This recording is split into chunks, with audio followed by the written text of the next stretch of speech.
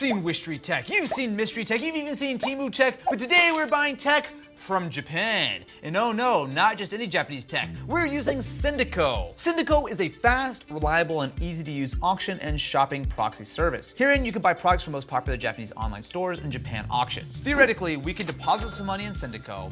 They will then bid on my behalf based on whatever my sort of maximum price is.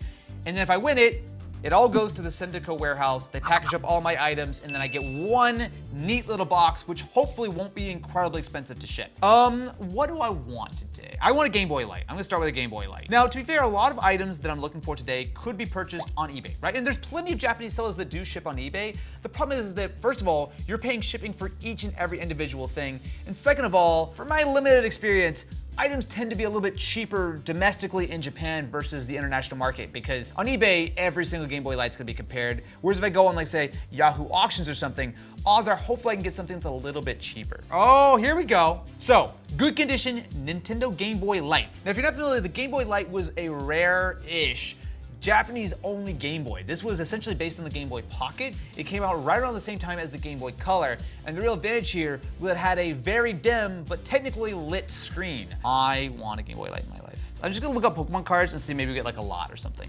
What the? Next Generation World Hobby Fair? I have never seen this card in my life. $14? I'm not an emotional kind of person, but I might cry. You should subscribe and ring-a-ling the ding-a-ling button. Every subscription is one tier. Wait, no. That's the opposite. Wait, no. Every one of you who don't hit the subscribe button, I cry that I missed an opportunity. There we go. That makes a little bit more logical sense. All right. I'm about to go hard. I'm about to go. And so, my friends, our package has arrived. So this whole process took about 3 weeks, although it could have been a little bit faster, so it was slightly slowed down by some of the auctions I had like 5 or 6 days left. That being said, once they actually shipped it out, I had to pay a lot of money via DHL to get it here. How much was a lot of money? We'll talk about that later. Very well packed. Okay, we got a bunch of stuff. I see a Pokemon card. Here's the thing. Wait, just one. There might be a couple more. Ooh. Wait, I can actually get this out of the top loader. Okay. Great, he's gonna dissolve and degrade the quality. As soon as of this. oxygen hits this. That's not the way it works. I've seen the Mummy. I'd say this is probably like light played, but for a neato little card that I've quite literally never seen in like eBay or a card shop or anything, that's really neat. So one of the nice things about Sendico is that you get all these items, and basically what happens is that when items show up to the Sendico warehouse, they unpack them and they kind of like set them off to the side, and then they nicely repack them. So you don't have like a bunch of small boxes inside. They actually do this nice and neatly here. And I don't know how much they do, but supposedly they do at least somewhat inspect the item to make sure that it's what it was supposed to be, so you don't get like scammed. I don't actually know how much they do that for, but everything so far has been nice. Oh, okay, so these are our Casio Lukie Games. Look, see? We've got. Your chest has just been blinking red for the past 15 minutes. Let me know in the comments below if you like the POV cam. Don't you like to see my hands from both sides? Haha, we bulleted him into taking it off. Not nice, guys. I'm going into this completely blind. I have no idea what the Lukie is at all, but I will tell you that we got ourselves. Is that a tape deck? It's like a label maker built in. What? Oh, let's go. What is the Lukie? So we're gonna start out with PC Collection. Let's see if this actually wants to work. Ooh, listen to that baby purr. Oh wait, AV NTSC. One moment please, while we fast forward 3 weeks and order a Japanese compatible television to demo the Lukie with. Oh hello, welcome back. Now that we have a PAL to NTSC converter, why don't we try the Lukie again? Is there like a game? How strange. No, Classic. I mean, oh, it worked! It did it! I had to blow the cartridge. Art, music, angel, creepy cat, whatever that is. Let's do paint. Oh, it's a thing you don't say anymore.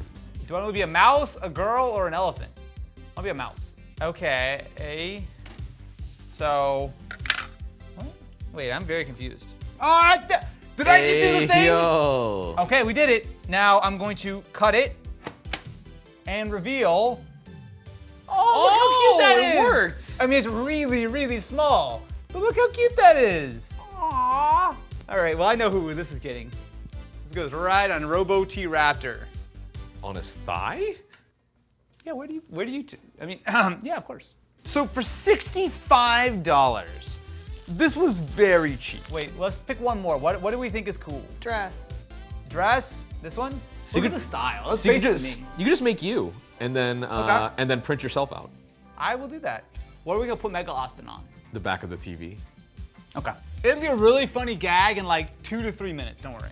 No, wait, I'm not done, hold on. This is like if you told Midjourney to render a human, and it hallucinated somewhere in the middle. May I present to you Austin 2.0, comprising of 16 expertly printed stickers from the Casio Lukie. I will be taking no further questions on why I'm a thick boy with a half an extra leg and 3 eyes. Now, of course, I can't order stuff from Japan without getting the most important item of all. Drugs? That's not the place to get those, Ken. You should know this. Pokemon cards, the next best thing. This, my friends, is the Pokemon 151 set, which is the original 151 Pokemon, all in a nice, neat set. We have not one, but 2 boxes of 151. Mostly because one of these is one of these we're just gonna keep down here. Don't mind that Are one. you taking No. company property? No, what are you? What? No, see the card's right here. There's just one in the box. You are so lucky you own the company. This is true. This set retails for roughly $40 US. However, we paid significantly more than that. And on the resale market right now, these boxes are going for some truly spectacular prices. Gang, would you like to come over and open cards with me? I don't know if we pulled our value out of this box, but I will say, the fun of opening the first 151, I think it's time to do another Sendico, right?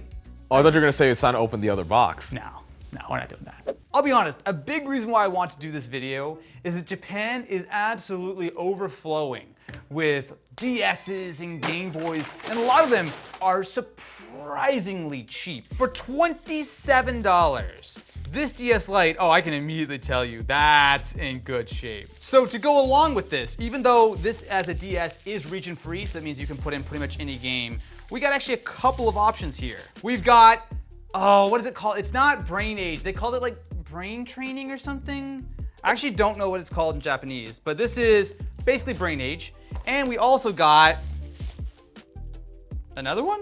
Wait, what? Wait, are you trying to tell me that I got 2 copies of Brain Age and the DS for $27?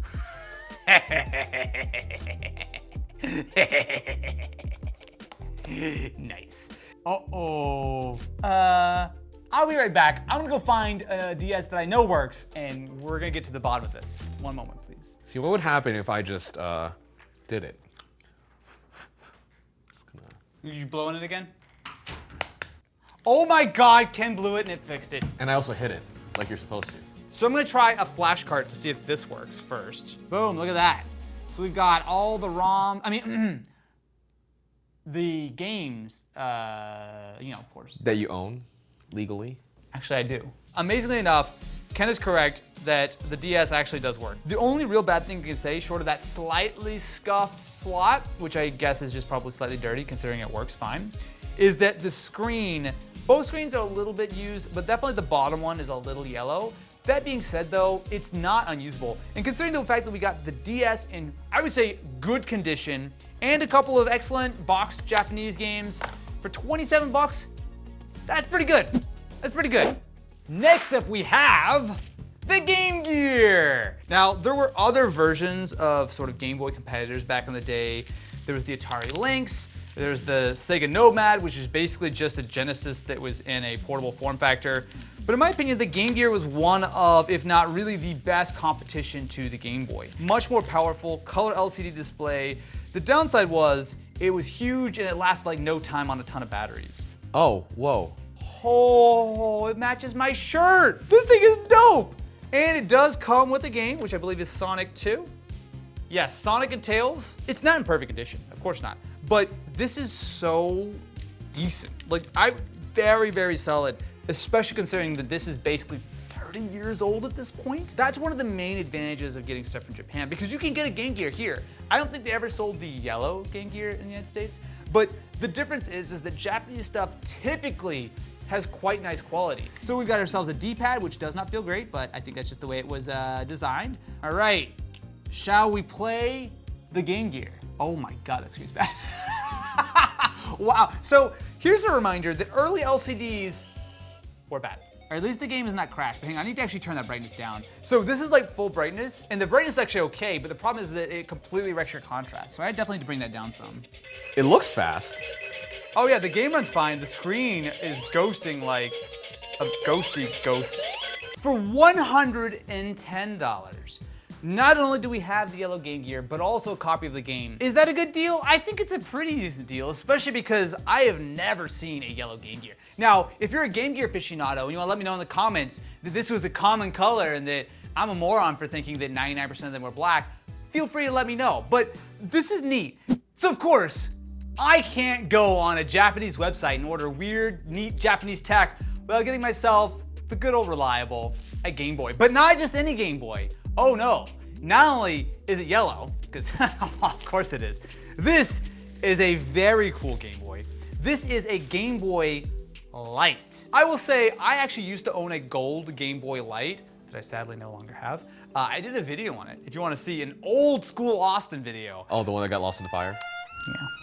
So I purchased this for $141. I'll be honest, I'm still used to seeing Game Boys like modified with like, you know, aftermarket shells and stuff. I'm not 1000% sure that this is actually a real color that you could buy. I've certainly never seen it before. It is a limited edition Toys R Us version of it. Toys R Us Japan? Toys R Us Japan. Jeffrey was cheating on me in Japan? This is $340 on eBay. Some without games are anywhere between $250 to $300 on varying conditions, but they're all being imported from Japan by eBay sellers. So basically, what you're saying is people are going on Sendico, buying Japanese tech for cheap, maybe giving a little bit of TLC, and flipping it for morons on eBay for double the price? I mean, flipping it is a smart idea. And if you like my Game Boy, you can visit my eBay. No, you can't. I'm keeping this. So this is a game that actually came with it. Now, it's got that sort of weird taller cartridge, which is got the little GB Kiss thing on the top. If I know what I'm talking about, and I vaguely do, I believe this is IR, so you actually get to use a couple of games to wirelessly communicate, much like how there was an IR sensor on the top of the Game Boy Color, which was built in a little bit later. Okay, well, so the game is not recognized, that's fine. It has been 100% success rate so far, so let's just do it. I can't believe, you're never supposed to really spit or do that, but whatever, let's try again. Yep, it worked. Nice. You can easily assume that it's just a Game Boy Pocket, right? It's very similar. This is only able to play original Game Boy games, so not Game Boy Color Advance. So it's a little too bright in here. Can we go ahead and kill the lights, please? It is incredibly dim, but you can actually use this in the dark. Is it good? I don't think so. I'm so happy. I haven't had a Game Boy Light in like almost 10 years, so. What should we do next? What's this? Oh. Pokemon cards? What? No. It kind of smells like Tide, because I think someone's doing laundry with the money in this company. Are you trying to insinuate that I am? You're using the embezzling company money to furnish your Pokemon card collection? No. Oh no. This is a Final Fantasy WonderSwan still in the box. Now, if you just heard the words Final Fantasy and WonderSwan and go, is that like the new Final Fantasy? That actually does sound like the Final Fantasy. Final Fantasy WonderSwan, I would probably play that. This was actually made by Gunkoi Yopai. What did he say? I think that's how you say his name. Basically, the original inventor of the Game Boy. After he made the Game Boy, he left Nintendo, went over to Bandai, and created his own ideal console, which was the WonderSwan. Oh, okay. So maybe a little yellowed on the bottom. Okay, so maybe not mint. Now I'm starting to see why this was 86 bucks. But the front looks pretty decent. And I am so surprised at how tiny this is. Oh my God, look at the game. That is so cool. You've got the art on the back. Look at that. That is so cool. It's really interesting to look at this display because it is an LCD from, I guess, 2000 or so. And when you have the light on it, it's very, very viewable. But watch as I move it even just a little bit off axis. Look, it's gone, right? Like the view angles are so narrow. I would actually say this is probably Maybe a little harder to see like a Game Boy Advance screen, but not by a lot. Uh-oh. We found dudes. I don't know what I'm doing. This is neat. I will admit, I don't have an enormous amount of nostalgia for Final Fantasy. I didn't really play it as a kid, but it is incredibly cool to see a piece of history like this preserved so well for so cheap. Again, $86. And this console, it is crazy that we never got this in the US because it is so nice to use. Yeah, do I wish I had a backlit screen? Absolutely. But it's comfy. The button layout, the dual sort of D-pads actually aren't that bad. Like, I'm legitimately impressed. This is really nice. Oh, hello there. The TV is back because to finish this video off, we have one of the most ridiculous consoles to ever come out of Japan. I'm just gonna show you. Behold, the PlayStation that we never got. This is the PSX. What, you might ask, is the PSX? Oh, have I got a story for you. Actually, I've never used a PSX, so I only know a little bit about it. This, if you're not familiar, is actually a PlayStation 2, but not just any PS2. Oh no, this is a PS2 that also doubled as essentially a DVR, I think would be the best way to describe it. So this is only sold in Japan. It has a hard drive built in. It does have a slot loading disk drive, which I will say this one actually looks pretty rough because all the foam is kind of falling apart. We've got quick game, we've got power, eject. Oh, you're not knowing the front, my friend. What did I miss up front? Memory card slots, of course. We've also got all your directional buttons for the interface. We've got, is that FireWire?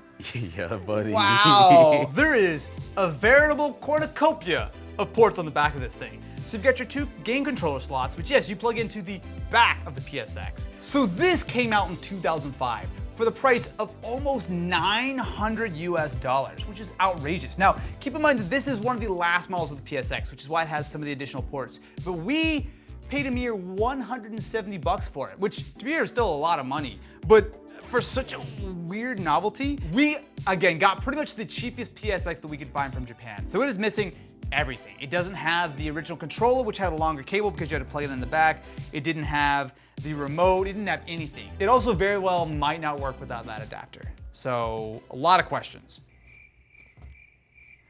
Oh, I got it! I fixed it, I'm a genius! Now this probably looks like a very familiar interface because it is. This was what they ran on the PS3 for many years, on the PSP. In my opinion, it's still my favorite Sony menu system they ever had. But they actually got it started all the way back on the PSX. They've got music on here? MP3s on my PS2. Oh, let's go. That's the way I feel when I use my PSX. It works. You could burn DVDs from like the shows that you recorded. Wait. Okay, so I'm just wrapping my head around this. So I could hook up, say, my cable box or my camcorder, burn my recordings to the hard drive, and then put a DVD in here and then make DVDs out of it. That's so wild. The PS3 was never able to burn discs. All that being said, that's really the cool part, but it is still a full PS2. Now, I believe that this was region locked, which is why we've got Auto Modalista. Yes! Ken basically told me that I had to get this game. Yeah, man, it's one of the greatest racing games of all time, don't you know? Well, I know that this game must be popular because it was plentiful and dirt cheap. I believe this cost me like $8, including Sendico's fee. I think it was like 500 yen? Obviously, there's a lot of thoughts when it comes to ordering from Sendico.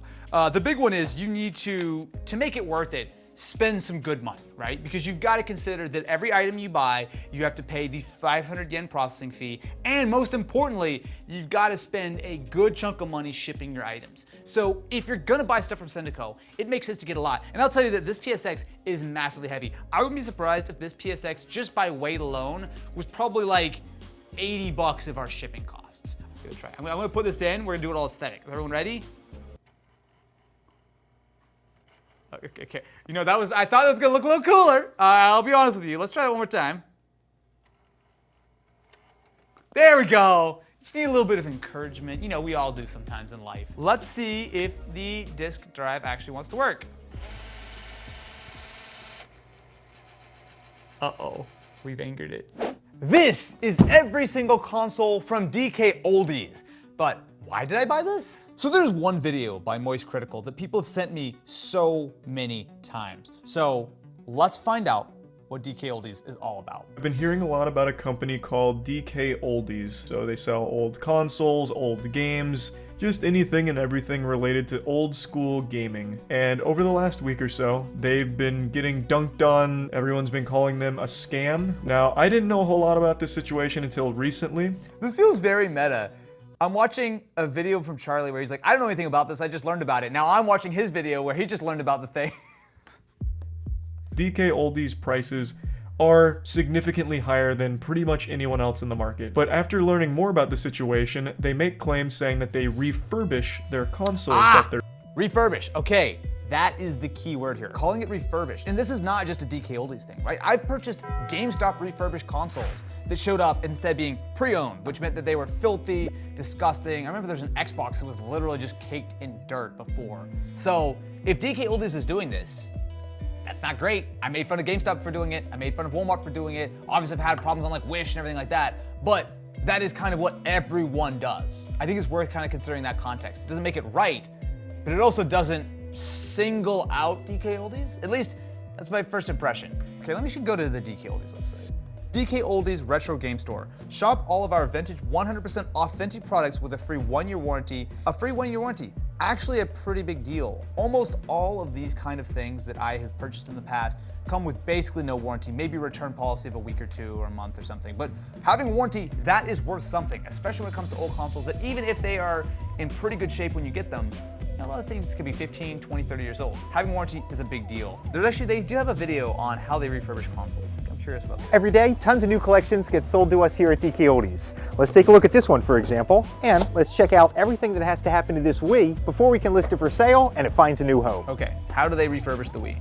First, it gets picked up by our testing department and it gets thoroughly checked out to see if there's anything that needs to be They check it out, makes sense. In this case, the Wii isn't reading discs, so it's going to need to head to our repairs department to get a new laser installed. It's one thing to show me how you should be refurbishing consoles. If they do what they do in this video every time, wonderful, 2 thumbs up. It's another though to actually deliver. And clearly the internet has found a number of times in which this process was not followed. So let's find out, shall we? So when we started working on this video, the site was down after that Moist Critical video. And in fact, we had a lot of problems. So when the site finally came back up and was accepting orders, almost none of the actual consoles were available. So we actually found all of these via Googling it and then finding the links that way, which it did actually allow us to add to cart. Now, one thing I will say, I did not order these. My name is not on this packaging, right? No. Dude, I'm so nervous now. What if they actually did figure out it was us, or figured out it was a YouTuber and like Googled the name and like made sure it was a good one? Because we ordered a lot of consoles in one order. I'm getting all paranoid now. I'm getting paranoid. Okay, I feel something. An old school GameCube controller. Not a first party controller, but a new one in the box. What else is in here? So this is a Dreamcast. Not in bad condition. This is actually where the sniff test makes sense. I think this is an actual like properly cleaned console. Value on this, $165. Even if this is fully perfect, without actually turning it on yet, it does look quite clean. Like honestly, much cleaner than the average console you find, but $165 is a lot for Dreamcast. This is Wii. All right, again, immediately I will say this has been cleaned. Now, it's got some damage, like there's the rubber foot's a little sort of chunked off there, but just, you can feel that it's not dirty. You feel it though, right? That feels like it's clearly been, like they give it a once over. Yes. I mean, like, a lot of the complaints are mainly about what the inside of it is, so that's... I mean, a copy of Super Mario Sunshine. So this actually came with the GameCube bundle. It actually does come with the instruction manual, cool. And we've got the disc, which, ooh, is quite scuffed on the top. Actually, how the hell did you scuff it that much on the top? Looks okay on the bottom, though. All right, all right. All right, we got a big boy here. Is this the GameCube?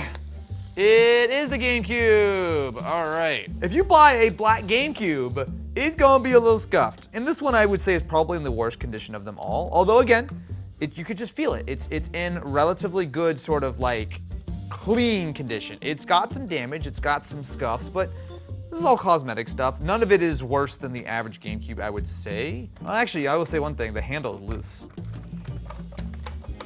Hear that? That's the handle. So maybe it was just put together a little bit incorrectly or something. I got a big one. This is the PS3, I believe. Oh boy, this is gonna be a good tell if they've actually properly done a good job, because these PS3s look gross very quickly. Whew.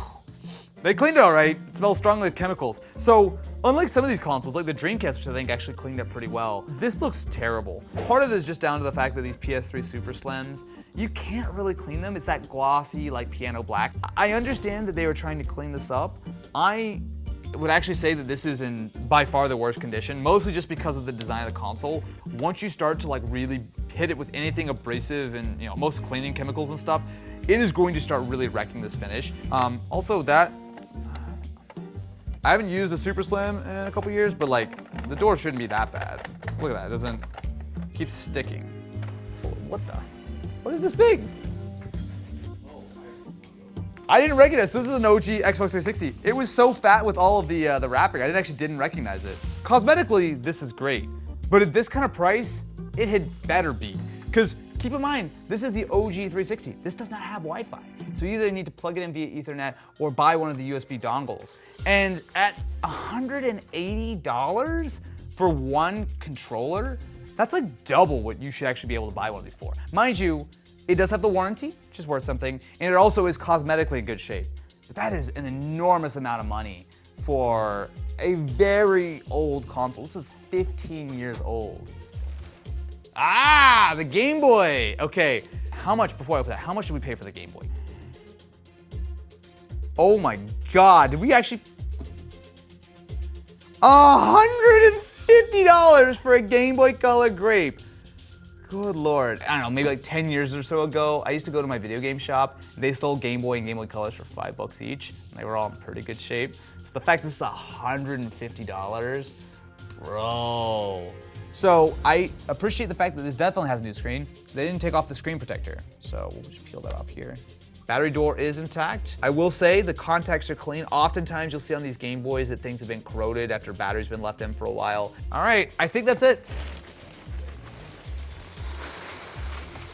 Boy, that's satisfying. All right, so first off, let's try the Xbox 360. Let's fire it up and see. There's no click to that button. Okay, everyone be very quiet. Listen to the lack of click on this button. There's really nothing to that. Let's try the actual eject button. Totally, oh, okay. What is that? Come around here. Did that come off? Look, it's like grease. Do you see that? No, thank you. That's like straight grease. No, they didn't clean this at all. Look, there's literal dust. Can you see this right here? There's literal dust caked up inside. All right.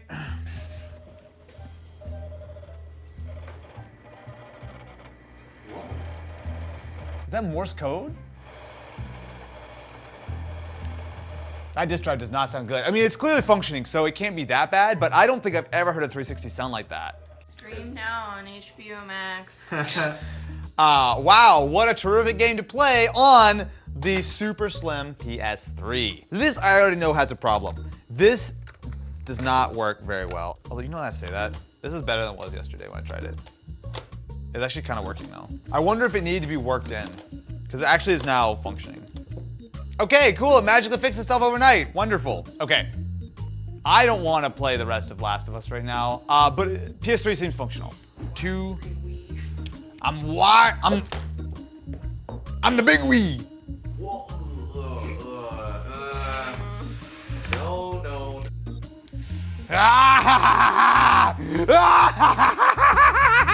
I think it's pretty safe to say gameplay, functional, the disk drive is not making any kind of weird noises. From the outside, this seems completely fine. This seems to be totally fine. What I'm curious about though, this is a United States region game running in a Japanese GameCube, which to me means one of two things. Either they modded this, which if they did, I would assume that, if you had a toggle or something that they would want to advertise that, or potentially they took an American GameCube and they just put a Japanese shell on it, which is super interesting. It also might explain why the handle is so loose. It's been opened up in the past. Okay.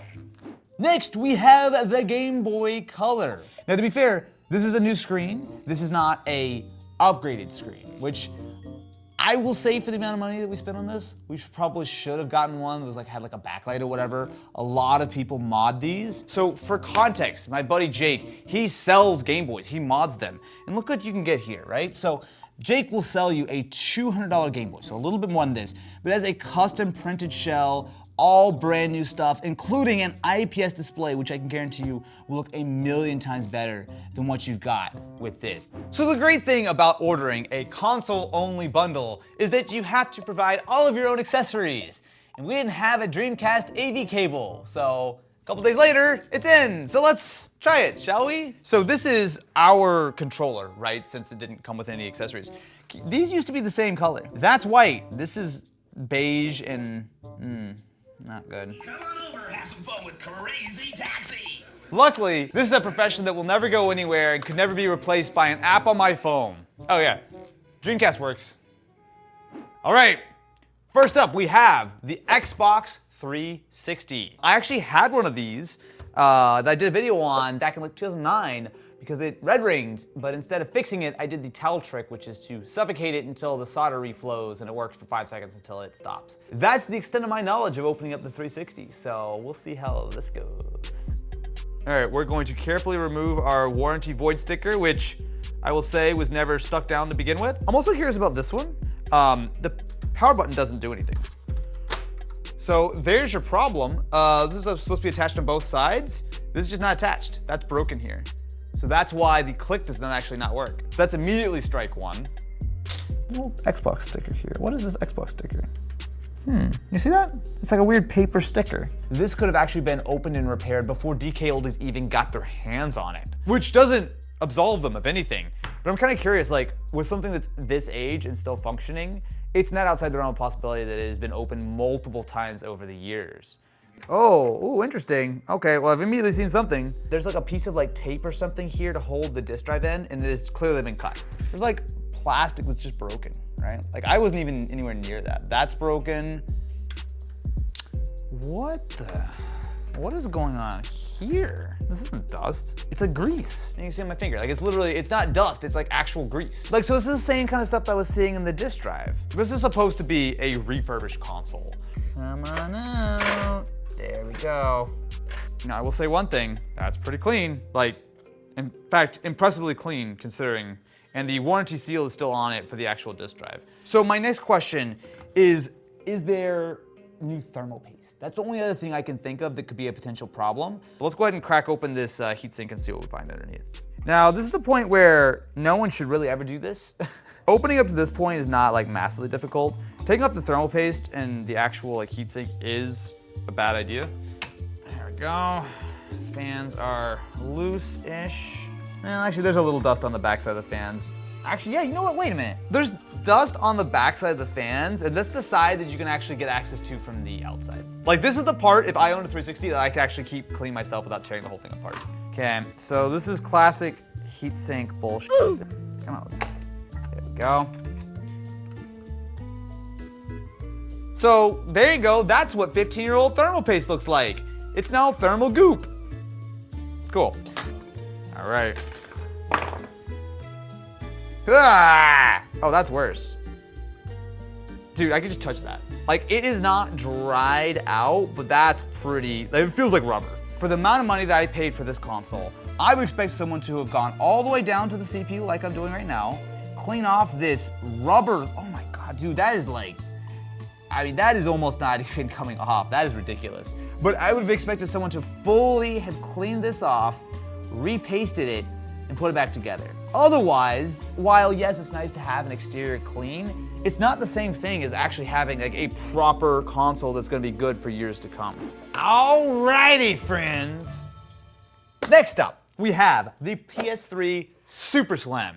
Does the door work today? Because it didn't work last time I used it. Yeah. I can't believe the door just fixed itself. That makes me so mad. Oh, okay, well here's something interesting. I actually did not notice this when I did the unboxing. Clearly this has been opened up in the past because you can see there's like chunks of the plastic missing. Here, here, and especially here. I don't know. Whoever did that was clearly not doing it right because it pops up from the bottom, not from the top. Oh! All right, I've seen a problem. Look at the dust. Okay, so I think it's kind of safe-ish to say immediately that they did not open this up. That is gross. Look, there's literally like dust bunnies in here. Like, and just to be clear, every single console, this one included, that we purchased from DKOldies was labeled as refurbished. And while the 360 was actually opened up and cleaned, I feel pretty confident in that. This PS3 was absolutely not. There's just, look at this. There's literally just caked on. This looks refurbished, right? So I now understand why the door was sticking. There is a broken little piece of black plastic that is just floating in here. So as I move it, you see all these little like gears. See it sticking? Oh, and it just sucked it in. Great. There it goes. Never to be seen again. I can't completely blame DKOldies because it's a terrible design, but at least it explains why it is the case. If it looks this gross just under the plastic bezel, which I don't think gets that much airflow or anything, imagine what this thing's gonna look like on the inside. Oh! Oh!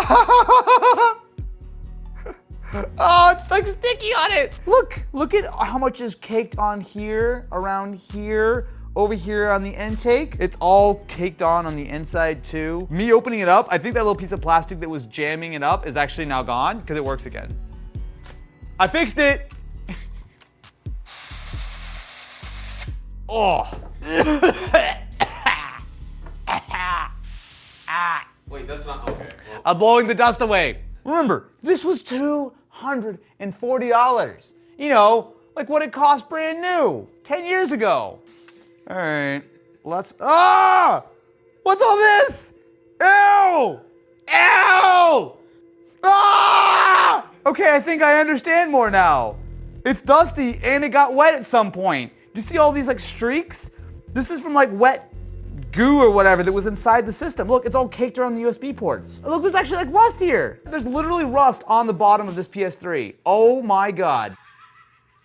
It's literally rusting. What the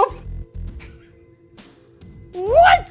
The bottom of the PS3 must have been wet at some point because it came in through the top and through the bottom. The bottom is much worse where it's actually rusting, but the top still has all this stuff. So this thing was dirty and disgusting and then got slightly submerged or was around a buttload of humidity. If they would have done their research, they would have known that this thing is in absolutely like gross condition. Oh my God, it's everywhere. It's literally coated. Look at this bottom edge. Look how just nasty it is. See, let's go over the couch. I have some thoughts. I want to be fair here because everyone is piling on to DKOldies right now. If anyone from DKOldies is watching this video, may I offer a suggestion? If you are going to charge premium prices for a refurbished good condition console, maybe actually refurbish it. Clean them up, replace the thermal paste, make sure that they are just as solid on the inside as that you can do a pretty good job of making them on the outside. I will say the best part of DKOldies for the unboxing and the first experience is that these consoles actually look good, which most used consoles don't. Some do, but a lot of them are in pretty rough condition. There's clearly some care and love that goes into the exteriors of these consoles. The problem though is what lurks inside, and until that is addressed, there is no way I could recommend anyone to buy from DKOldies. Today, we are going to be searching for tech in a pawn shop, or more specifically, a whole bunch of pawn shops. So we did this video a couple of years ago, and we found some absolutely wild stuff. So I'm hopeful that today, our luck will strike twice. Or we'll find nothing and it'll be really lame. But I think we'll find some cool stuff. So, this is our third or fourth stop of the day, and we've actually found some pretty decent stuff. So we're gonna take this stuff back to the studio, fire it up, and see first of all if everything works, second of all, if we actually got some good deals, or we got scams. Only one way to find out. So let's start out with the Dreamcast. Now the main reason why I wanted this was it was actually a good deal. We were able to get this complete in-box Dreamcast for $104. But if this thing is in vaguely usable condition, we got a good deal because most box Dreamcasts online, even in like somewhat rough shape, go for between $200 to $300. Congratulations, Cupcake. You hold the future in your hands. Okay, not just the future of gaming, your booty's future. Wait, what? Are you trying to say that my future is sitting on the couch playing Dreamcast? How's that my booty's future? Also, why would you call my booty? So we've got ourselves a controller, which I will say, these Dreamcast controllers do tend to yellow, but they were always a little like gray, so I don't find it to be that bad. So we've got our controller. Oh, we actually got a second controller. Oh, actually that's pretty nice because the Dreamcast only came with one in the box. Okay, so you see this right here? This is the seam.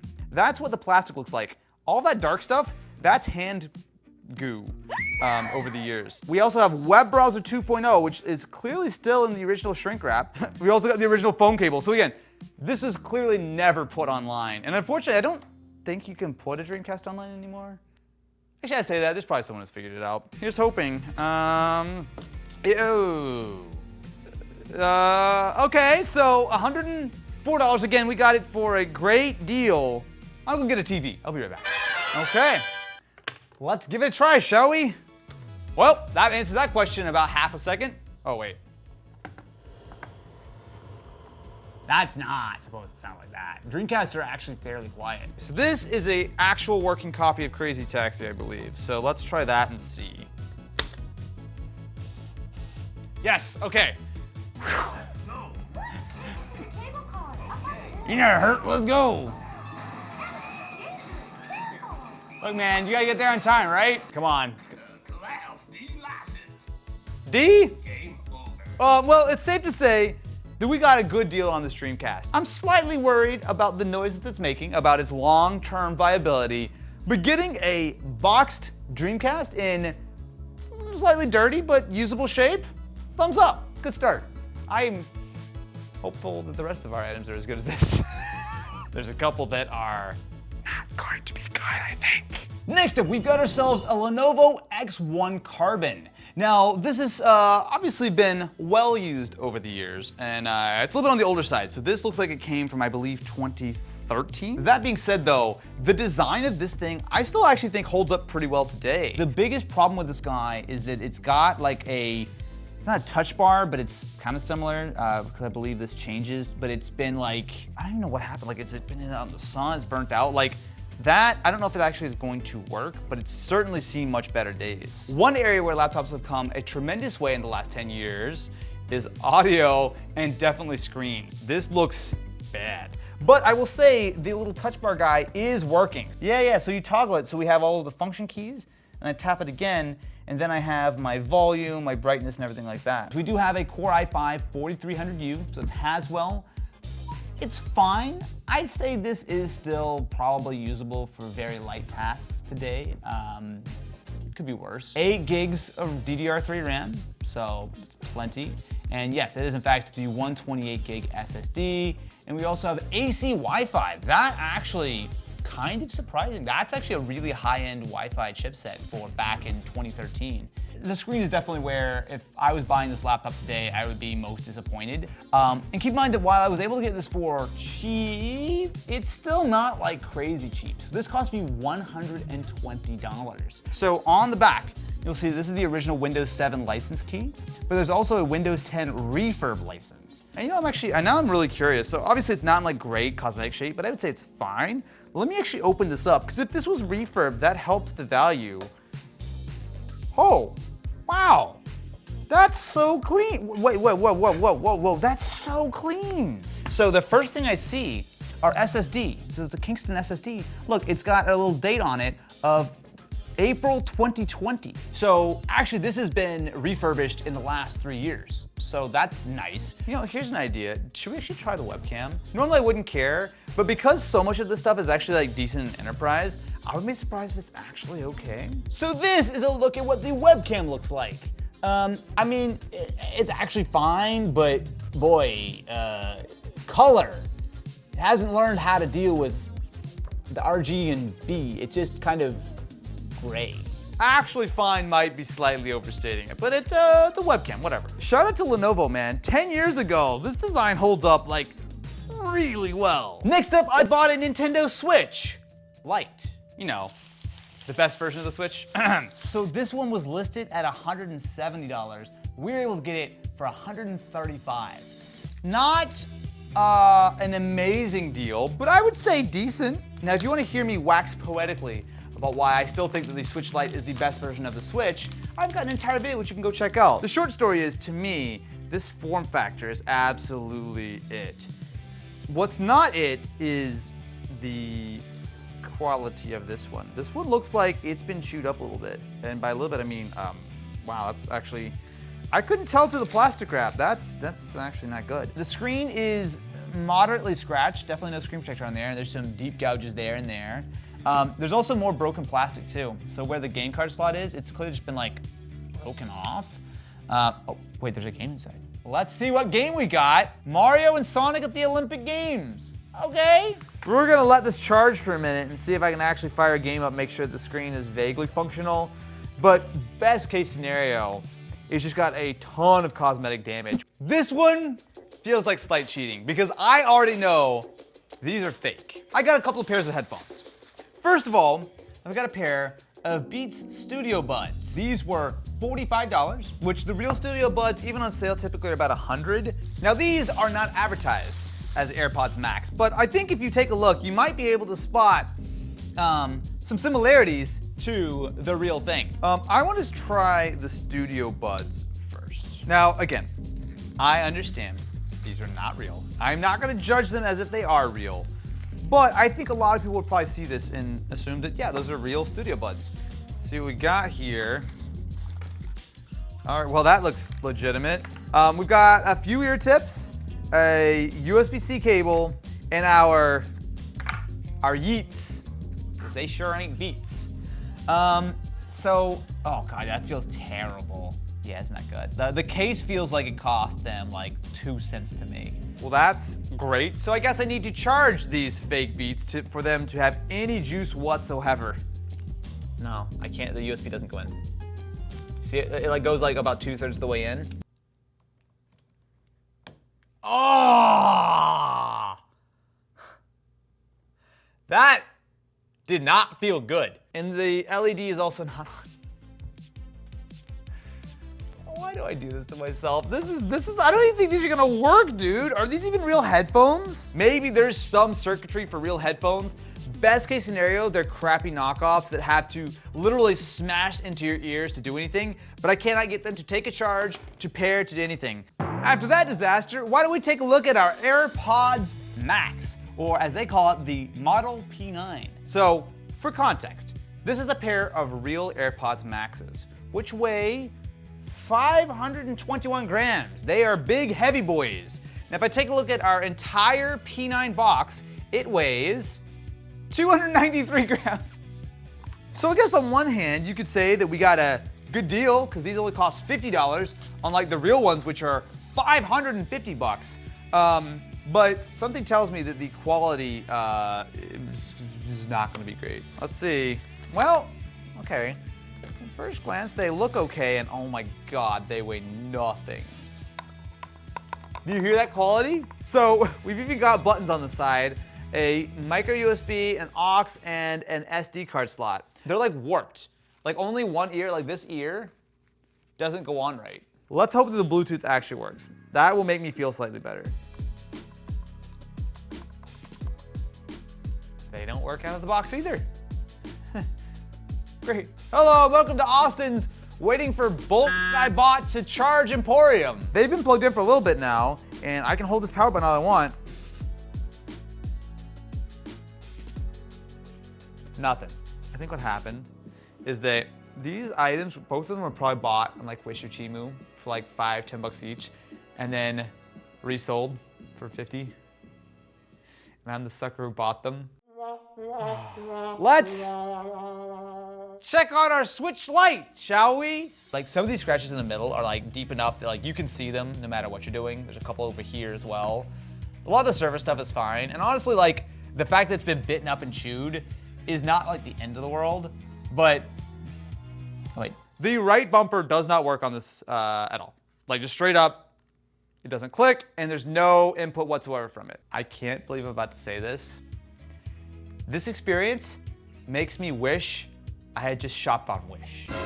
Lucky for us, we got a whole bunch more items that I'm sure are gonna be really, really good. and my sanity is gonna continue leaking bit by bit. We're just gonna find it. It's just gonna have a great time. Great time.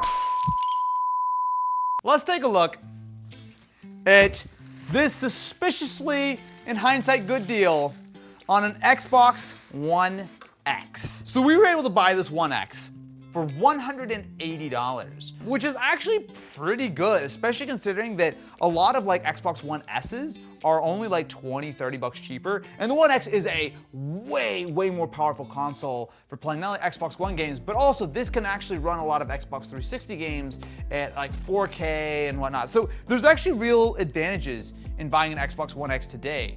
I will say the Xbox is not cosmetically good. But because it's this matte plastic, even though it's got a bunch of scratches, to me it's honestly not that bad. I'd probably just either not care because I got it for cheap, or just stick like a D brand or something on it. Okay, let's take a look. Let's see what kind of quality we got here. The sticks are definitely well used, but feel fine. Triggers are fine. Buttons all feeling okay. Oh, here we go. My money was worth it. We got ourselves some Duracell Quantum batteries. Boy, that's the good stuff. Those will last you 30 to 33 hours on a charge. All right, well, I'm gonna grab a monitor, or TV, and really hope that this works. Every like on this video is one more prayer for this Xbox to work. Don't fast forward to see if it works, okay? You're with me in the moment right now, okay? Leave a like, and together we're gonna find out if everything's okay or not, because it's not okay right now. It's not okay.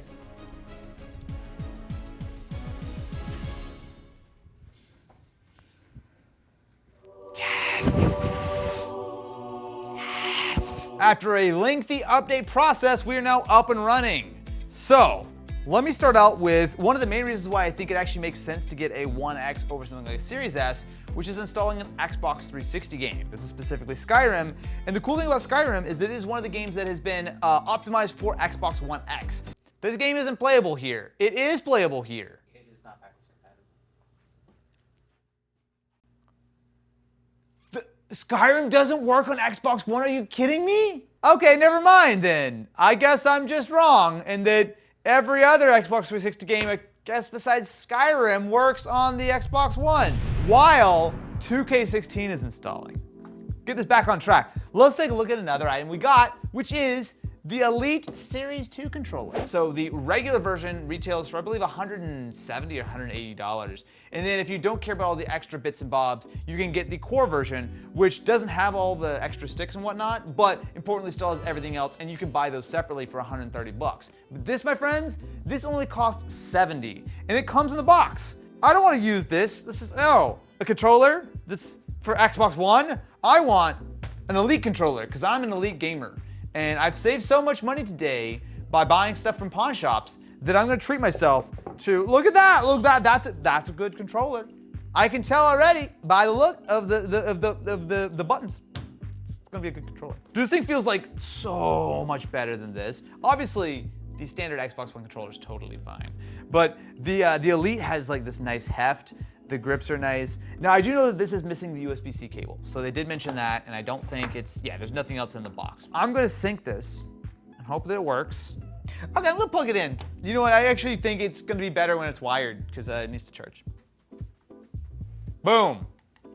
Instantly works. Okay, so, while a lot of things might not be going our way today, at the very least we can say that we have got ourselves a good deal on this controller.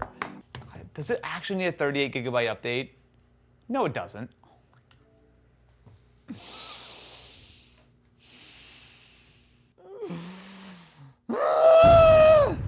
So while I install, beautiful copy, game definitely is gonna work. Let's take a look at some more stuff. How about this? You know, the kids these days, they're past smartphones, they're past DSLRs. No, the cool thing is crappy old digital cameras from the 2000s. Good luck. And boy, oh boy, have I got the option for you. This is the Sony CyberShot DSC W310. This is an older camera, but that's the aesthetic that everyone's after. And importantly, we actually got this for really cheap. This cost, I think, $25. Oh my God, look at that. Look at that. Dude, this was like the era of like the ultra cheap, kind of crappy cameras. Although, to be fair, that lens is pretty flat. So you actually could like toss it in a pocket pretty easily. We've got the USB cable. We've also got, oh, okay, so it does come with that weird like proprietary USB to AV. Some paperwork, and that's it. They didn't give me a battery, did they? Cool, so they just didn't give me the battery or the charger for the battery. You know, it's okay. I figured something like this would happen. I thought, you know, maybe like a 10-year-old battery was gonna be exploded or something. Did you get a battery? I ordered one ahead of time. Finally, something went right and something was prepared correctly. Thank you very much for this wasabi battery. Okay, so we're just gonna take, why don't we take a selfie? I'll take a selfie. Jesus Christ. I guess the flash is on. Ah!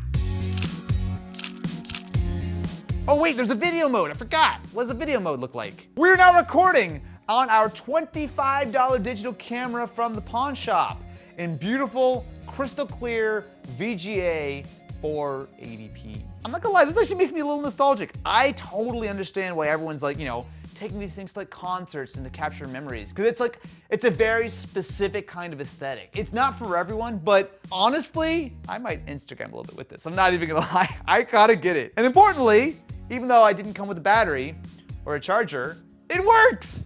So while we wait our perennial 20 minutes for our game to install, next let's take a look at my Mac Mini. We actually did a pawn shop video 2 years ago, and the same pawn shop we went to had, I'm pretty sure, this exact Mac Mini. It has been sitting there for a long time.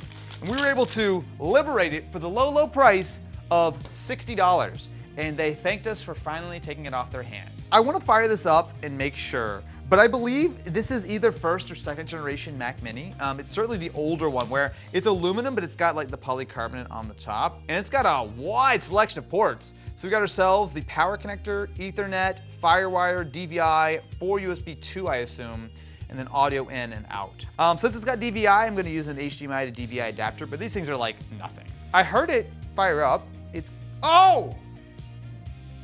It works! Wait, what's Excalibur? Wait, there's an actual disc in here? So we're on 10.5.8, which is regular Leopard, not Snow Leopard. We've got a 2 GHz Core 2 Duo and 1 GB of RAM. And we do have a 120 GB hard drive. Well, I mean, it does seem to work. What's Excalibur? Should we just find out what Excalibur is? Wait, am I gonna regret this? Is this a bad idea? It remembers where this DVD was. So, there we go. Okay, wait, so actually we got ourselves a DVD. Look at that. I don't know how to judge this Mac Mini. It clearly works. I would certainly nuke it and reinstall it and maybe upgrade with like an SSD or something. But if you want an older version of Mac OS that's running on a system like this, you can't upgrade this that far. Because I think if this is that Core 2 Duo, you're probably only gonna be able to upgrade it Snow Leopard or something. I don't know exactly how far, but this is probably not gonna be like massively upgradable. That being said though, 60 bucks, that's, I think, an okay deal. That's an okay deal. Let's just play a game. I'm just ready to play an actual game. Do you see that? The game finally is starting after almost an hour. There's a problem with the connection to our online services. Trying to tell me that the 2K16 servers don't work anymore? Imagine that. There are a ton of weird gadgets and gizmos on TikTok, but today we're putting them to the test. Now on this we've taken a look at some weird stuff from TikTok, but today we're looking for the good, the bad, the ugly. Spending too much time on your phone is not good. Touching grass is good. And sometimes, because you're so compulsively checking every notification from the Austin Evans YouTube channel, subscribe, that you just gotta take a second and look at your phone in a locked box. So we've got ourselves, oh, it's just a clear box. Okay, I don't know what I expected. It does have a USB-C as well as a, oh, is it like a key? Oh, no, it's a, wait, what? It's got USB-C and lightning on the side? All right, let's try it. I'm gonna close it up, double click, and we're gonna go for, I guess we'll just go for 1 minute, it doesn't really matter. All right, so it's gonna do the 10-second countdown. So once you double click it, you have 10 seconds to change your mind. Make sure your phone is adjusted however you want. But now, 3, 2, okay. My phone is in there. So I am forced to listen to Matt this entire time. But The nice thing is with these holes, I can actually kind of like scroll a little bit. Like it's actually not terrible.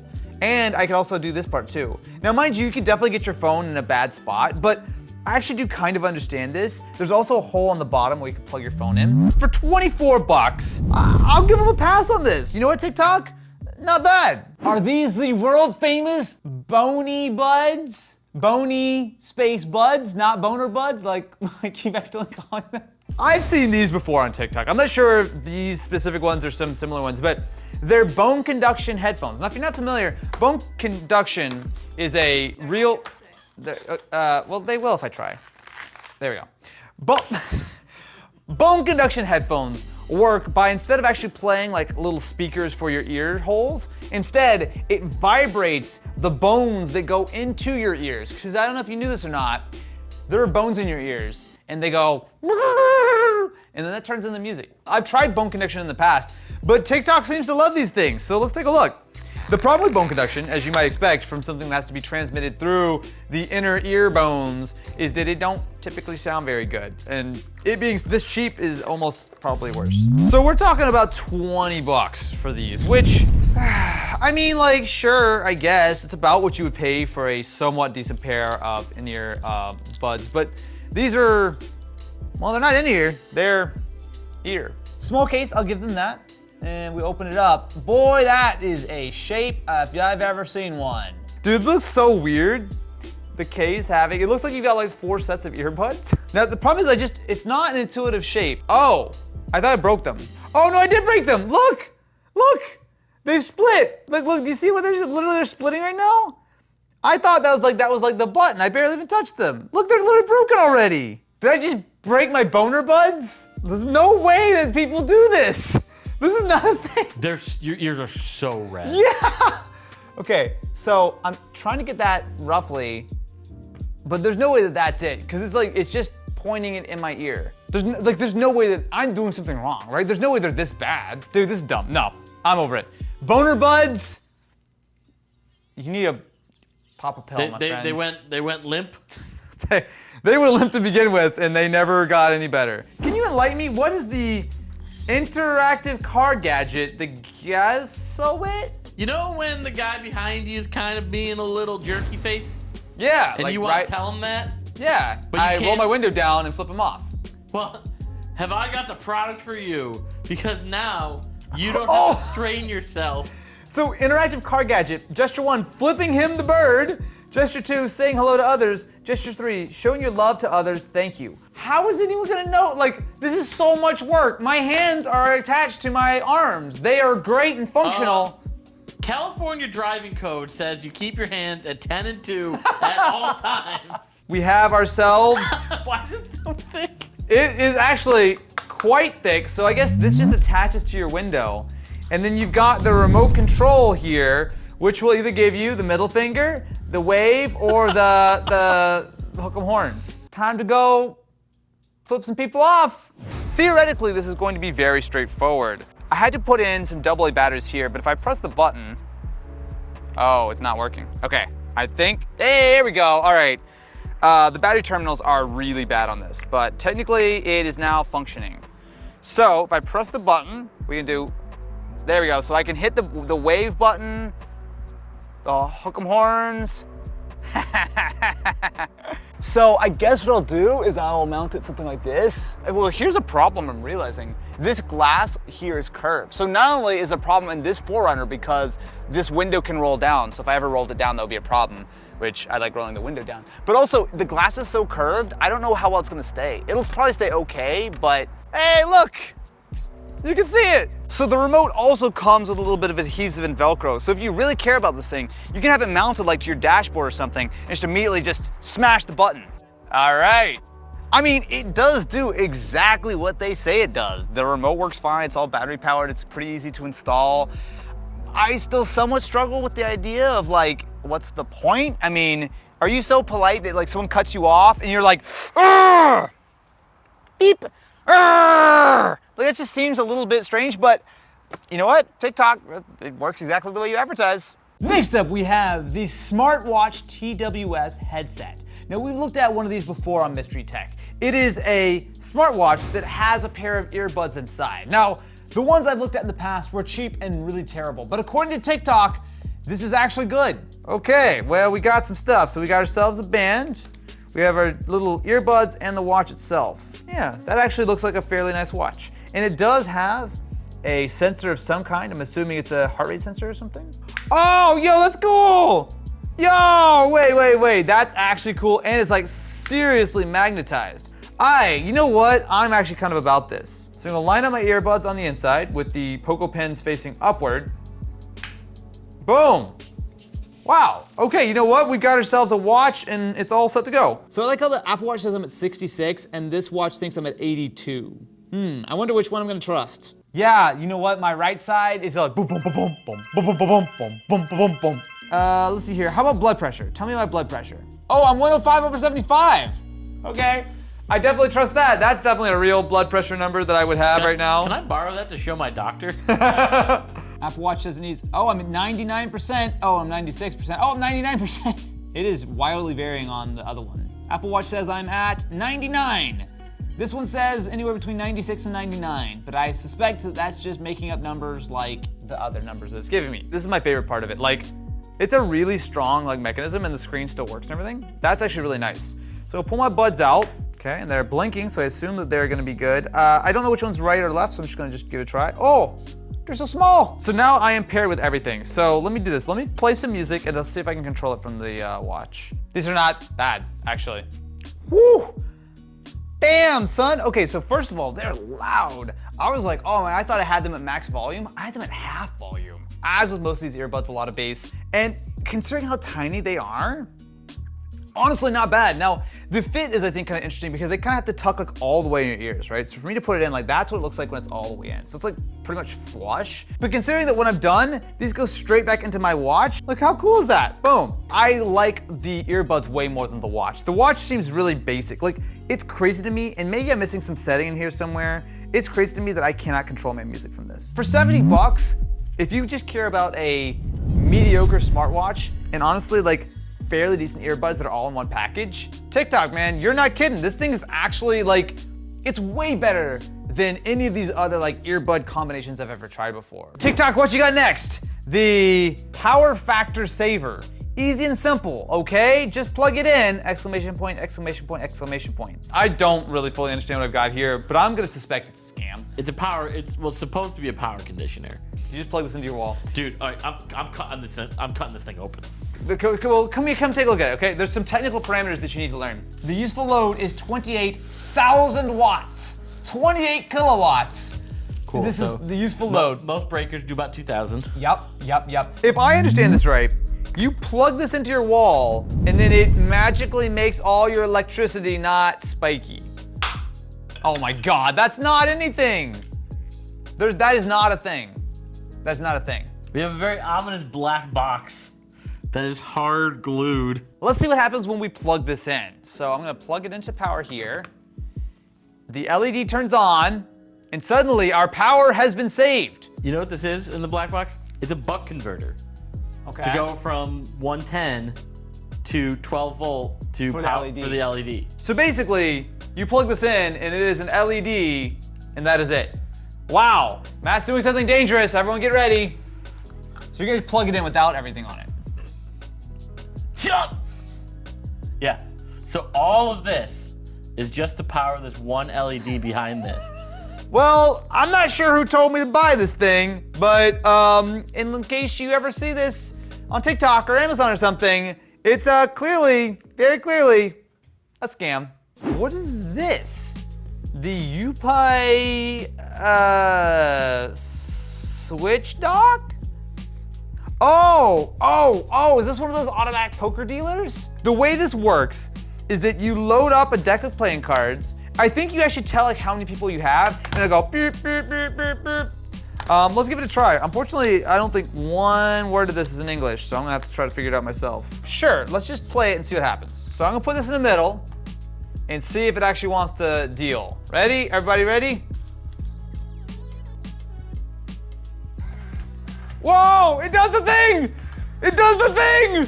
That is actually so cool! Who wants to play?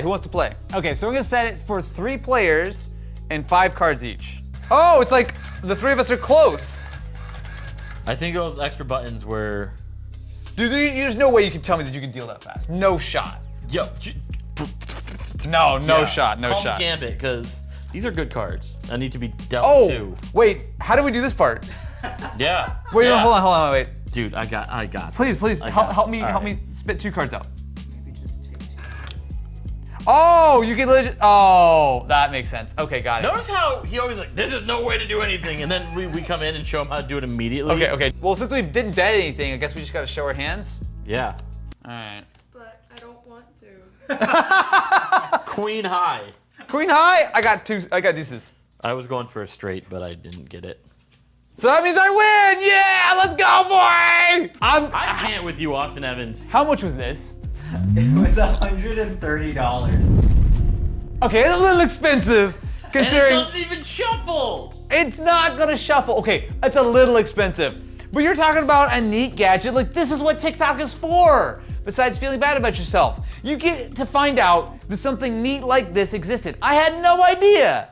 So next up, we've got the FingerBot, which is a smart controller for any button and switch. This theoretically might be one of the most useful items I've seen. A lot of the stuff that we looked at today is like weird or entertaining. This is like actually like a cool idea. Like, I can think of a couple of things in my house that I would hook up a Bluetooth finger to.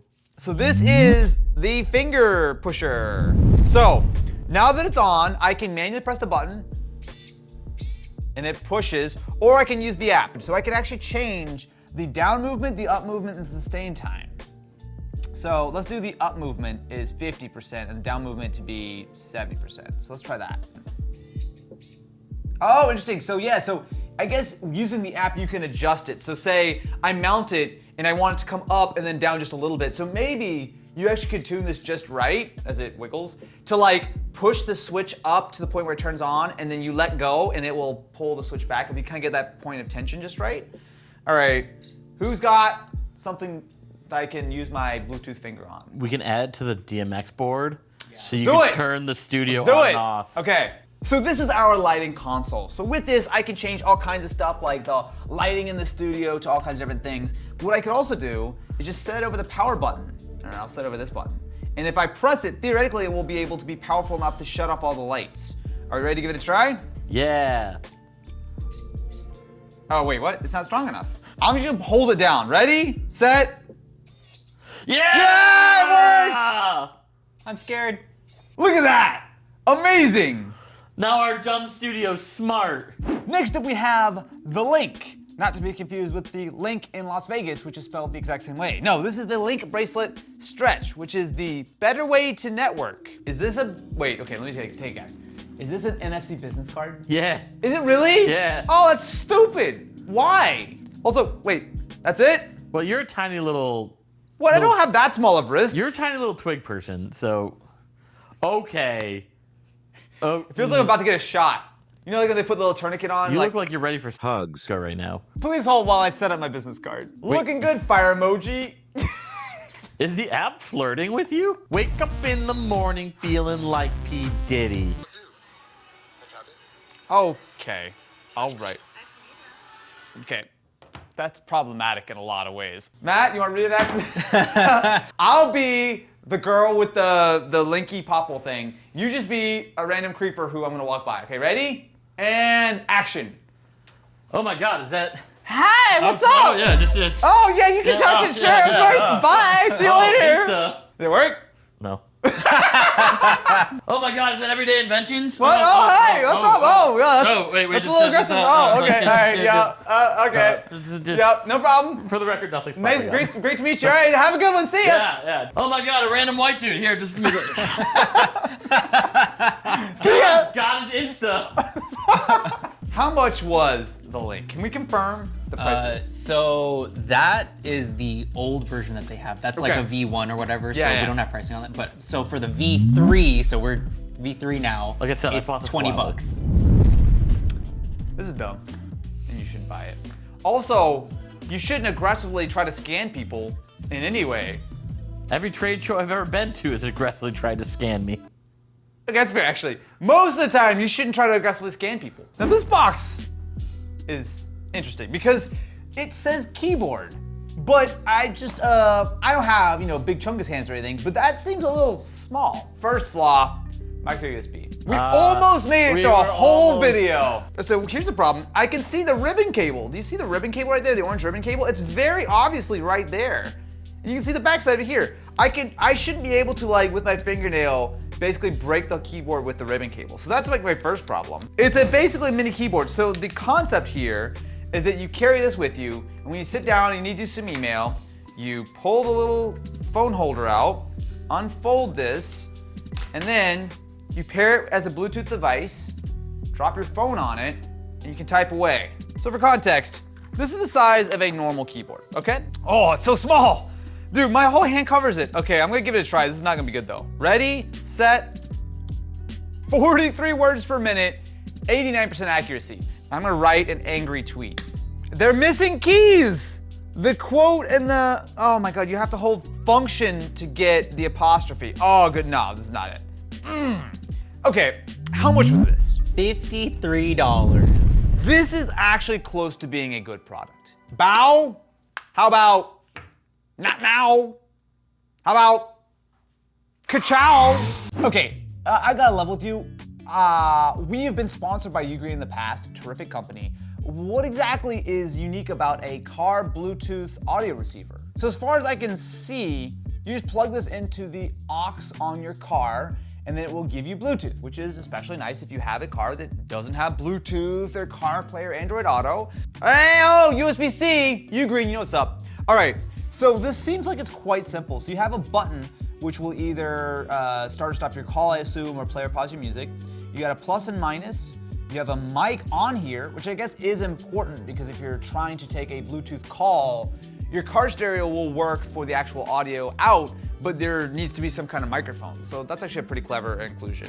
You've got yourself the 3.5 mil, and then you've got USB-C. So first step with UGRID is I'm going to get it powered up. So in my car, I actually have my aux and my USB down here. So you know one thing I'm realizing though, is that because my aux is in the center console, the mic wouldn't work. Because if I had this closed, obviously it's a cleaner setup, but you wouldn't be able to hear me for calls. Let's just play a video real quick and see if it works. That was well done. I just attended Okay. the Microsoft. I mean, it works. event.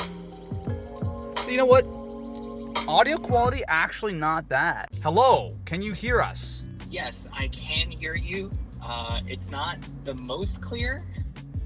So here, I'm gonna tap the mic. Tell me, do you hear this? Yes. Okay, Yes, I can hear that. It's very loud when you do that. okay, so you're hearing it. So this is what it sounds like, so I'm just gonna pretend like, oh, I'm talking and driving. Does this sound passable as like a Bluetooth setup in your car?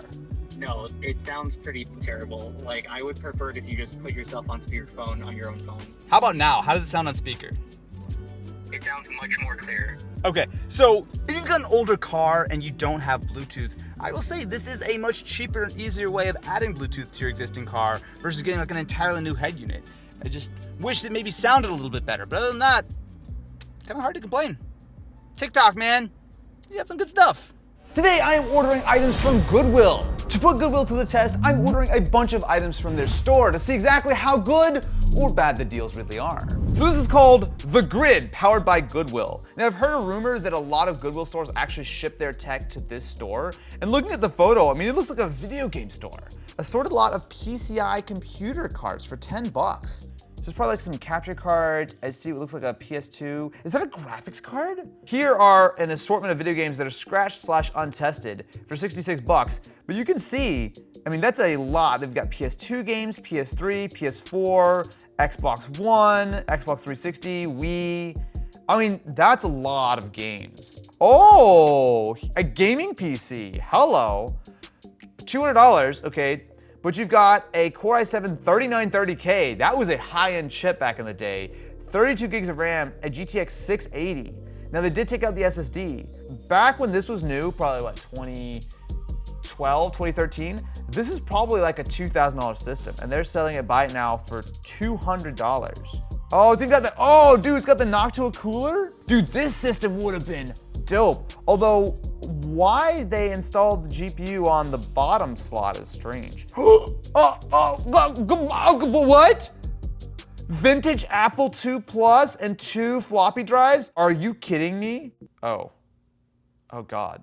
I'm also gonna need some heavy-duty eucalyptus oil to clean it up. Hello! Xbox One beta build dev unit, $800. What is this doing at Goodwill? Who donates a dev Xbox? Are you kidding me? All right, so I'm gonna spend the next probably several hours bidding on as many of these items as I can get my hands on, because this is, oh, it's so cool.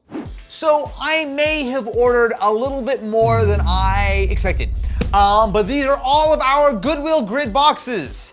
I have no idea what's what, so let's dive in, shall we? Let's start out with Fragile box number 1. Not only do they nicely tape up the box, but that is like so much bubble wrap to the point where I don't even know what this is. Oh wait, no, there's more. Oh no, there's more stuff too. What the? Okay, so item number 1 is my Sony Tablet P. Wait, got it. Really? Yes, the Sony Tablet P. Did you ever have a Sony Tablet P, Ken? Did you want No, one? I've always wanted.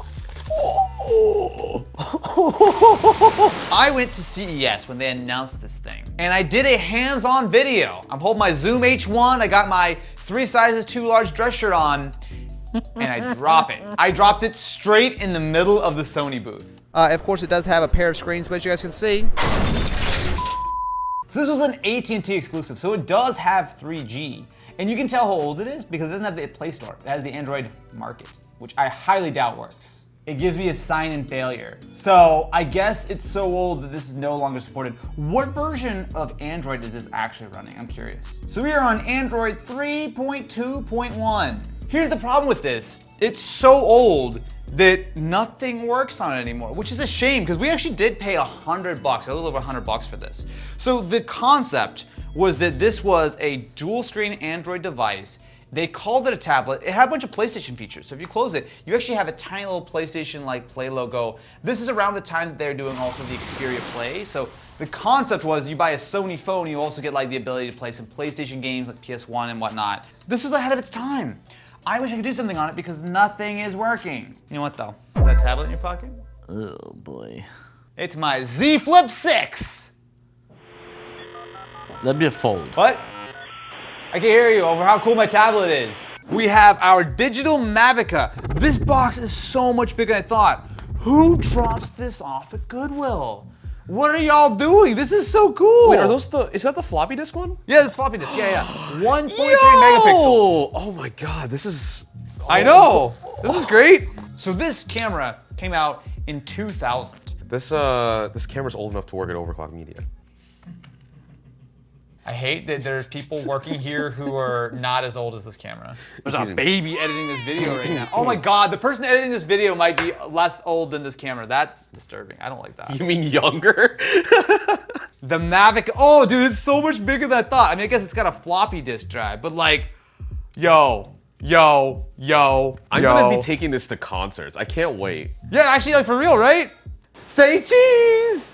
So we're currently at the drag strip just hanging out. It felt like it was the perfect opportunity to try the Mavica in the real world. You've got some really good photos with this. It's actually perfect because there's a lot of action happening.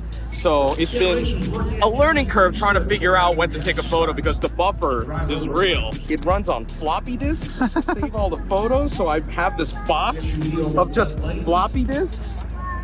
It'll hold about 6 to 8 photos per disc, which is hilarious.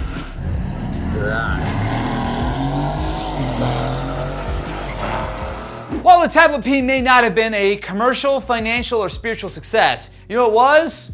The iPad. So this is the very first generation of Steve Jobs' favorite iSlate, the iPad. I thought it was gonna be the iSlate. Okay, I still think iSlate was a better name.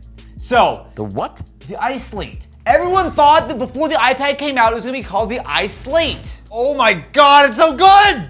Remember skeuomorphism? Oh, it's got the noise. Wait, hold on. We got.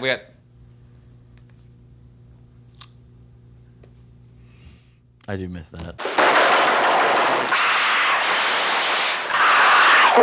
So this is running iOS 5.1.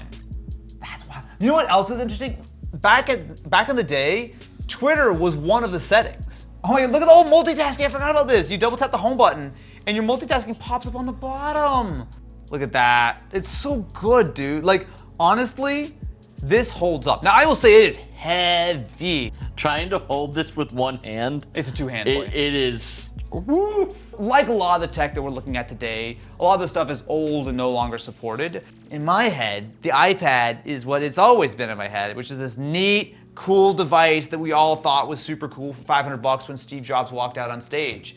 But in reality, it's like, you know what it is? The iPad's like somebody I used to know. All right, we got a bunch of stuff in here. Ooh! I do know what this one is. This is my lot of GPUs. So because I got that Dell, I wanted to make sure that I could actually do something with it. So I bought a lot, it's just a complete random assortment of old graphics cards. Are any of them functional? I have no idea, they're all untested. But I assume that they probably, at least some of them are. Oh, score! We got a 6800 GTS. Okay, so if literally nothing else works, this is the GPU that I actually want. This whole box is GPUs. That's GPUs. These are GPUs. These are GPUs. I gotta like fast track this. Look how many of these I have. What the happened here? What is a VHDC? I've never seen that in my life. Hey, this one's decent though. So this is not an ATI card. This is an AMD Radeon card. Oh, an NVIDIA NVS 315. Oh, I got one too. So I started building my first PCs in like 2011 or so. So before that, I'm not super familiar with a lot of these cards. Oh, hey, 5750! Yeah. Now this is a legit card. Oh, what the? Oh, that's old. Look at the Molex! Oh my God, dude, this thing would have been so badass. NX68T25060H. Look at the power. We've got a 6-pin into dual Molex. That shows you how old this is. This is so, if this works, that is so cool. 42 graphics cards for $55? Bro, I saw a photo with 5 and I was like, sweet, I'll get one and upgrade a PC. This is ridiculous. Okay, this thing is heavy. I think I know what this is. I believe that this is our 2013 era gaming PC. This is really big. I gotta flip the whole box over. Yeah. It's so big that it couldn't even fit in a box. So it's just a PC. Oh my God, that's so heavy. There's a Noctua badge on the back. Someone had some taste. This has an i7 3930K, 32 gigs of RAM, GTX 680. Now they did remove the hard drive, which I think is their like standard policy because they don't want like to pass people's data along. So I'm going to have to install a fresh copy of. I should be able to run Windows 10 on it. Although I guess period correct would probably be Windows 7. All right, so let's take a look here. So we've got a ton of ports, which is USB absolutely everywhere, including 2E SATA. We've got a TX 750 power supply, actually still totally decent. Our GPU, let's actually crack it open and see. So it's definitely a little bit cosmetically scuffed. Look at that, look at the Noctua, just the chungus right there. So this is our GTX 680. Man, that was primo when it came out. And we got 32 gigs of RAM. Oh yeah, because it's got quad channel because it's the 3930K. I bet you that this as is will be a pretty decent gaming PC, but if I put in even like a vaguely competent, slightly newer graphics card, this thing would actually still kick ass even today. I will admit, a lot of money, but this thing I think still has some life in it. So with this system, we've done basically nothing to it. We have not cleaned it up or anything. We just put an SSD and a fresh copy of Windows 7 on it, and I think there's a couple of games that we can try, but I'm a little bit more excited for this one if I'm honest, because this was kind of the era where like I was building PCs, and I definitely did not build a PC this cool back in like 2011, 2012. Like this was like, oh, we're already into it? Wow, are we already into Windows? Hey, look at that, a thing that actually works? That's crazy. Let's see what we've got here. So, okay, so processor. So yeah, it does show all 6 cores and 12 with hyper-threading of our 3930K. Display adapters, and it does show 680 as well. What I want to do is I actually want to try to play some games. Now I assume this is just gonna cross. Oh yeah, look at that. Look at the Crysis action. Look how smooth that is too. Crysis was an incredibly difficult game to run at like max settings. But at this point, a few years on with the 680, I mean this system is so high end that it's not really a problem. Like, I mean, this is super smooth. This looks great. I think I've got all I need to know with the system. subscribe to the channel. I have, I think, a really cool idea with what I can do with this, but we have a whole lot more stuff to go through. So this, my friends, should be our HP Pavilion. Yes, so it is a, this is a DV6000. And if you're wondering why it's so chungussy, may I direct your attention to the back with the mega giant 9,000 watt battery. Holy, this laptop cost a mere $17. Yeah, you heard me right, not $170, $17. So this is a Core 2 processor with 2 gigs of RAM and no hard drive or anything, and minor cosmetic damage. Can I just point out how chungussy this battery really is? Look at just the sheer size. Okay, I'm feeling okay. You know what? It's a big battery. You know, enough talking about the battery. Let's take a look here. This originally ran Windows Vista Home Premium, baby. You heard me right. This laptop, we're loading up a copy of Vista. So when it comes to my $19 laptop, I have some concerns. It is massively heavy.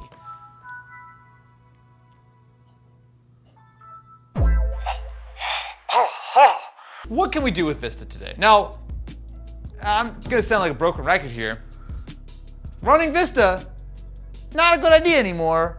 Nothing really supports it. But at least Vista, I think I could get like a web browser working. I'm pretty sure I can do that. I'm gonna watch a video on Windows Vista, and I'm gonna go back and relive my glory days. Yeah, here's the problem, I can't see it. So if I turn it for you, I can't see it. So you know what I'll do? Yeah, I imagine the viewing angle on there is really, really, okay, the shoes are off. It actually works. Not well, and I don't know if I'd recommend it, but it works.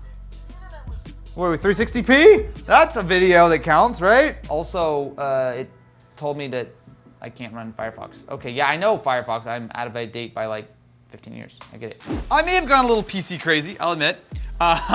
We have ourselves a Dell Optiplex 7600. Now you might see this and go, huh? Who cares? But for $28, I got big plans. I bought this because on the listing, it had it labeled as a Core 2 Quad, which was a legit CPU that I would be very excited to try. But the sticker says Core 2 Duo, which is a lot less exciting, and I would not have bought it if it's a Core 2 Duo.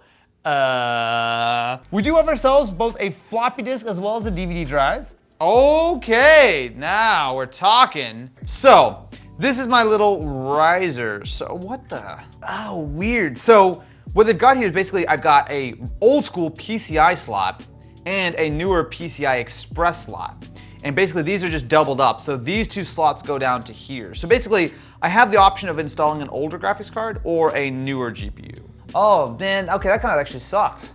So this is a 255 watt power supply, 80 plus silver. Unfortunately, I'm going to be limited in what kind of GPU I can install just because I have to be able to have something that doesn't require external power, which means it's going to be 75 watts or less. So the problem is any remotely decent GPU that's going to be from the last 15 years is going to need at least some external power. This actually might not be a bad move just because I want to get HDMI out of this computer. I don't know what this is though. How about we install our mystery GPU? What's the worst that could happen? There we go. And that is, that's it. It's installed. So we got the system up and running, and as I'm sure you can hear, it's seen better days. It does show it is in fact a Core 2 Quad. Yeah. Is there a mechanical hard drive in there? There's no hard drive in here. Yeah, so it sounds like a dying hard drive, but there is no hard drive. And it's also coming directly from the power supply, which is real bad. They're micro fireworks. Those, yeah, so this, I think this power supply is literally dying as we speak. I don't think that we should plug this one in anymore. Last but not least, let's see what's in the final box. So this is a lot of over 40 games that I paid $112 for. So the photos showed a mix of all kinds of stuff. And wow.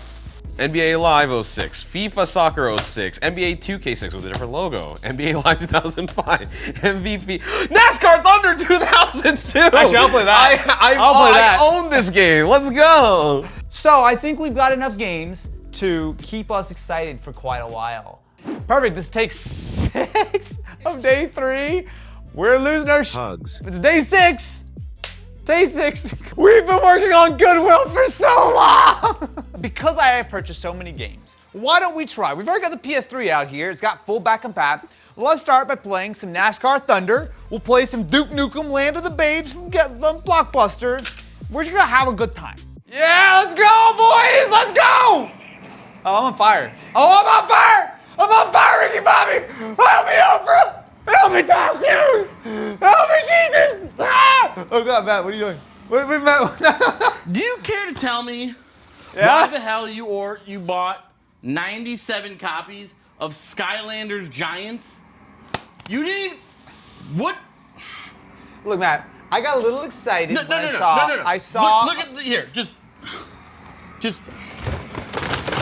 Look, I had. Do you care to explain yourself here?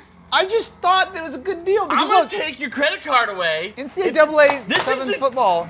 It's great. Look. Do we need to have every version of NCAA? Look. Do we need to have every Sims expansion pack? Oh, I see one I want. See? You're trying to roast me. There's some good stuff. I just had to buy hundreds of games and dozens of graphics cards in these huge lots, and eventually I found some gems. Look, Zombieland, still sealed. Law & Order, the first season on DVD. Today we're looking for gaming tech on Etsy. Last time around I did not have a lot of luck, so let's see if I can find some better gaming tech this time. I'm just gonna type in tech. What could go wrong? Ooh, oh wait, yo. Oh, I found cool things. So basically, people are just grabbing like junk old boards and putting a little mini CD and adding a clock to it. Like, that's really neat. This is the kind of stuff that I hoped I would find on Etsy. Like, unique, cool, techie items, but I need to find something that's a little bit more practical. What happens when I look up gaming? Wait, what? Oh no, hold on, this seems sus. 200 plus Steam games in one for $14. You're purchasing a collection of Steam shared accounts for 200 plus games. Are you, hold on. Are they just sharing their Steam account? Or are there a bunch of different Steam accounts that they will sell you? I mean, I guess I gotta find out. For 14 bucks?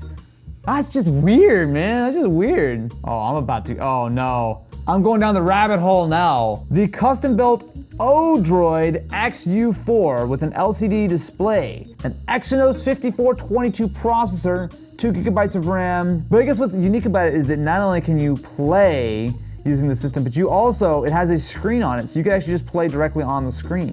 Which version do I want? I want with the Xbox 360 controller, obviously. Adulting game cartridge for Game Boy homebrew game. Is it all about adulting? You're not a Game Boy anymore, you're a game man now, and you gotta do stuff like pay your taxes. No! This is actually really cool. 26 bucks, man. I want it with the box gaming manual or box upgrade. What's the box upgrade? Yeah, I want a box upgrade. Nah, that's a no-brainer. That's so cool. With that, my friends, I think I've got everything I need to take a closer look at some of the wild, wacky, and weird tech that Etsy has in store. Okay, so we're gonna take a closer look at the fineries of Etsy. This is probably a good point to mention. Actually, you can see right here on the box. This was shipped October 13th of 2023. I'm not sure when you were watching this video, but it's been a while. It took us quite a long time to get all of our items in. So let's see what we got here, shall we? Did it take a long time to get items in, or did you just forget that you ordered them and they sat on the shelf for a while? I don't think there's any evidence of that whatsoever. As you can see, Matt and Ken are joining us for the shoot today, so we've got the that scruggly energy. What? You're scruggly. Well, y'all are scruggly. What is? Oh, snap! Speaking of Pokemon, this is our Pokemon 35mm film camera. Oh, God. So, yeah, boy. Actually, y'all haven't been over to my house in a bit. I now have a Pokemon closet as well. Pokemon? As well? Is that where you keep the kids, or? Your damn kid's sleeping out in the garage. It's okay, he likes Charmander too. It's fine, he'll understand. I don't know how they listed this. It looks like it's still sealed because it's got the original piece of tape on there, which doesn't look like it's been moved. So Ken just pulled up one that's on eBay right now for 333 bucks. We paid $200 for it, right? $217. $217. So maybe we got a deal, but let's actually open it up very carefully. Look at that! It's the old scuffed looking Pokemon. So it's like Charmander, who's dead inside, Bulbasaur, who's tired of your bullshit, Squirtle, who is gray instead of blue, and Pikachu, who's holding hands with Squirtle, but doing it in a very sad manner. This thing is dope. Wow, this is so weird. Yeah, so these look like the actual, maybe like the inserts. That was about 35 mil film size, right? Oh, yeah. So maybe you actually insert this into the camera and then it will overlay your Pokemon on the actual photos. It's actually kind of cool. This is actually kind of neat. So I need to put this in. Okay, I'm gonna be honest with you. I have never loaded film in my life. What? My dad used to do it all the time. No. You think anyone trusted me with a film camera? My first camera was a digital camera in 2004. I never owned a camera before that. Look, my family did, but Austin Evans over here. I have my manservant loaded for me. Manservant. God damn it. You literally set yourself up for that one. Oh, film is so easy. You're so silly, Austin. You don't know how to use film. Who's laughing now? No one have that voice. Okay. So what this is gonna do, when you take a photo, this will unlock. Yeah. It's gonna let you spin the exact distance to do another 35 millimeter print. Copy. So. Okay. So we feel confident that I can now take. Now, everything you take now should be decent. It's not. Did you wind it all the way? Yes. Okay. Not working. Okay. We'll be right back after a word from our sponsor, YouTube AdSense. So we got the film developed, and it turned out that nothing was on the film. So I know that the shutter was open. Maybe it was a matter of it wasn't functioning, but I guess time for the next item. Wait, no, that was fragile. It does say fragile on it. Oh, sorry. All right, what is this? Thank you for shopping at Game Cosmos. Okay, okay, all right. This is a custom Xbox One controller made from authentic projectiles from a device. What? So then, would you say this is perfect for first-person shooters? Is this no Russian? It's no Russian themed? It, I will say, is incredibly well done. I mean, yeah, if you look really close, you can see a little bit of like the white from the inside and like the seams and whatnot, but they clearly took apart an Xbox controller, swapped out all the buttons for these metal buttons. It's not like a controller that I've seen north of the Mississippi. What accent was that? When I have my 6-shooter in one pocket and my controller in the other Kabang. Wait, how much should we pay for it? Ooh, well, we paid $170.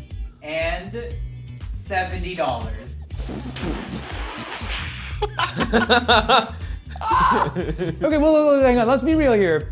When I think about buying cool tech on Etsy, this is the kind of thing I think about. Something which has been hydro dipped to look like a wood controller, even though it's not real wood, and projectile casings for my buttons. Honestly, while I'm not a huge fan of the look, the only thing I can really kind of ding it for is just that it looks nice with this wood pattern, but when I see wood, I assume it's gonna actually have like wood grain, and it doesn't. But beyond that, the buttons, the sticks, it is really, really well done. So Etsy, you know what? Not bad. I'm actually, this is the kind of stuff I hoped we would find when we decided to do Etsy tech. Go ahead and, no, you don't, no, you don't, no, you whoa! No. And you almost stepped on it. Okay, let's see what we got here. Oh, it's time for adulting. Okay, so this is a custom Game Boy game. So we've got ourselves a sticker. Oh, so we can put a, so there's a sticker. Why is the sticker not on the, do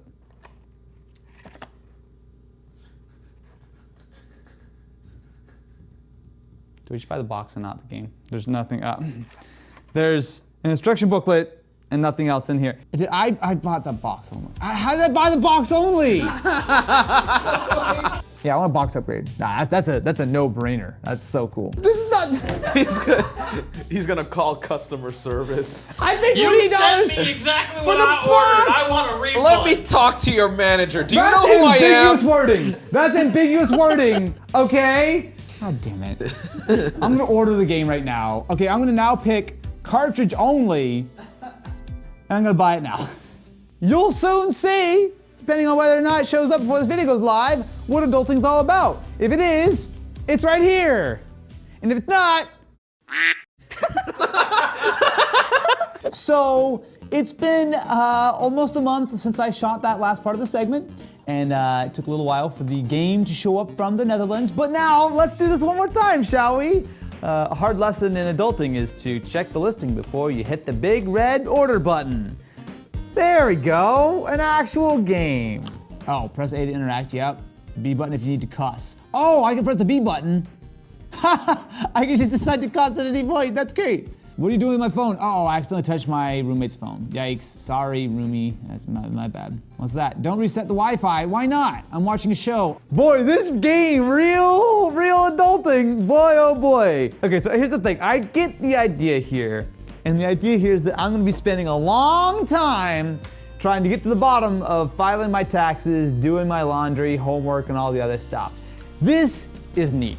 Considering that I have spent something like $90 on the game, the box, and the 2 sets of shipping, I'm happy to support indie developers. And I'm also happy to read listings more carefully next time. That's a real lesson in adulting. I have to throw my own items now. Ken and Matt have abandoned me. Also, it's kind of better. It's like quieter in here. You know, there's lots of quips. There's lots of, hello, man, Leslie at the general store.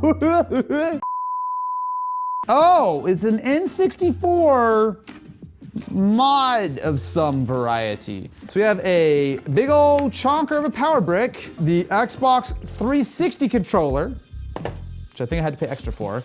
And then we have our O-Droid. So I guess the first thing we'll do is just try to load this up without a display and see what it looks like, and then we'll go from there. How much did I pay for the O-Droid? This was our most expensive item. Oh, like that. At $234.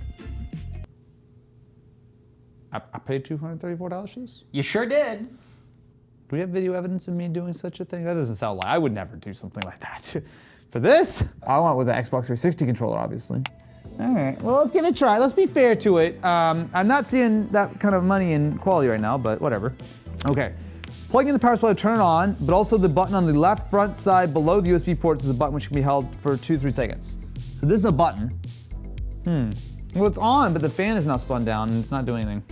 Do I need to use this with an external display? Because a big reason why I bought this is because I thought you could run it with this internal display.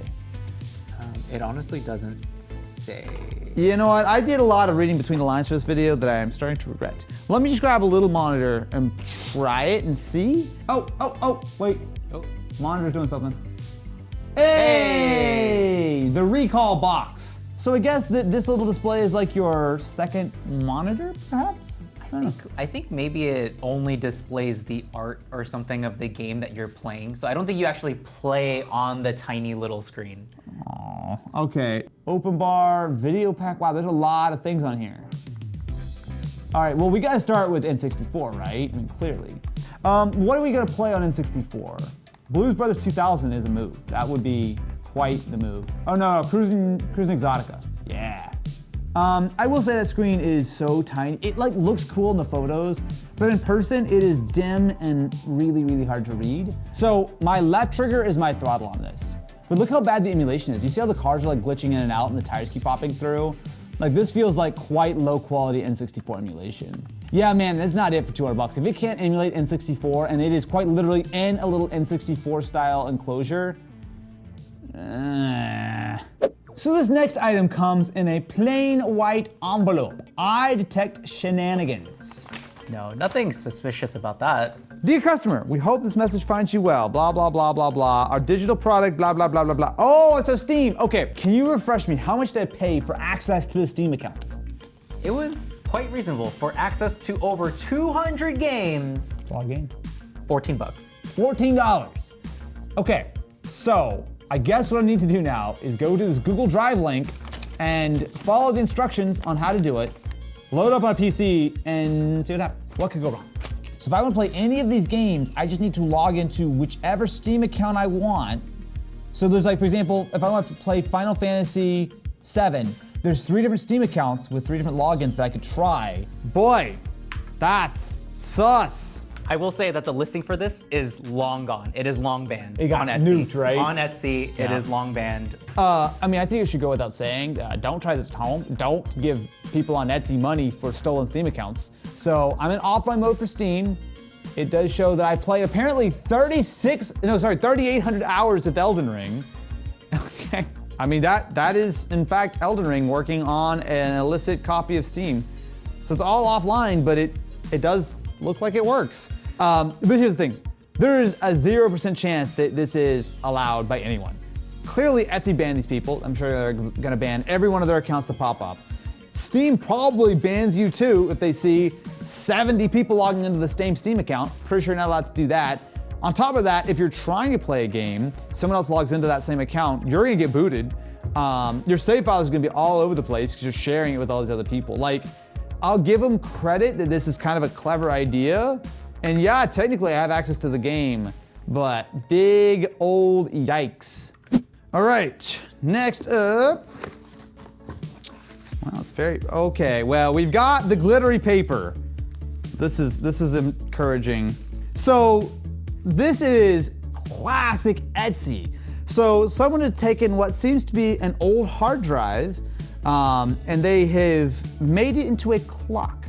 So if I pull this off, that's neat. So this looks like the main board from like a very old hard drive. This is dope. This is absolutely cool. Because think about it, all this stuff is e-waste, right? It's going straight in a landfill somewhere.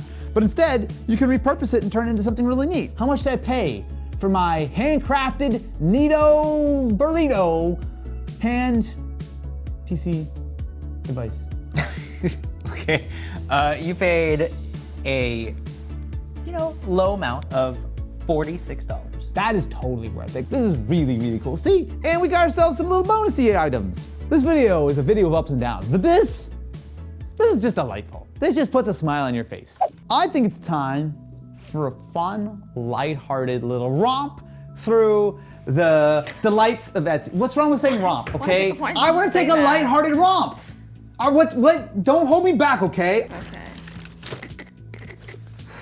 Wait, what did I buy? Wait, this is an NES? This is a portable NES? Is that what I bought? Is that what this is?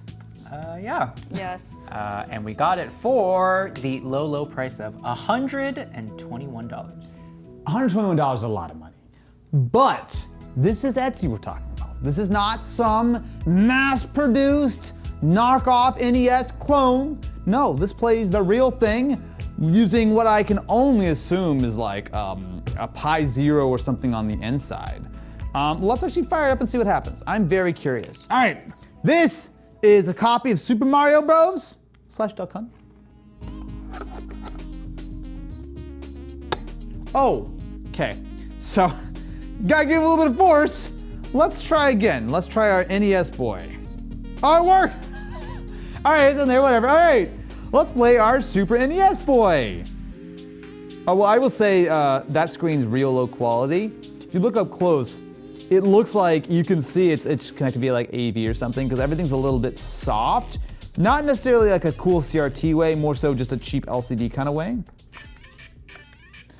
Okay, so I have a few concerns, one of which is every time I press the A button, the screen gets a little flickery. In fact, actually anytime I hit any button, which I think what it is that the way the buttons are mounted in the case, every time I press it, it puts a little bit of like pressure on it. Like look, if I push here, you see how the LCD gets a little ghosty?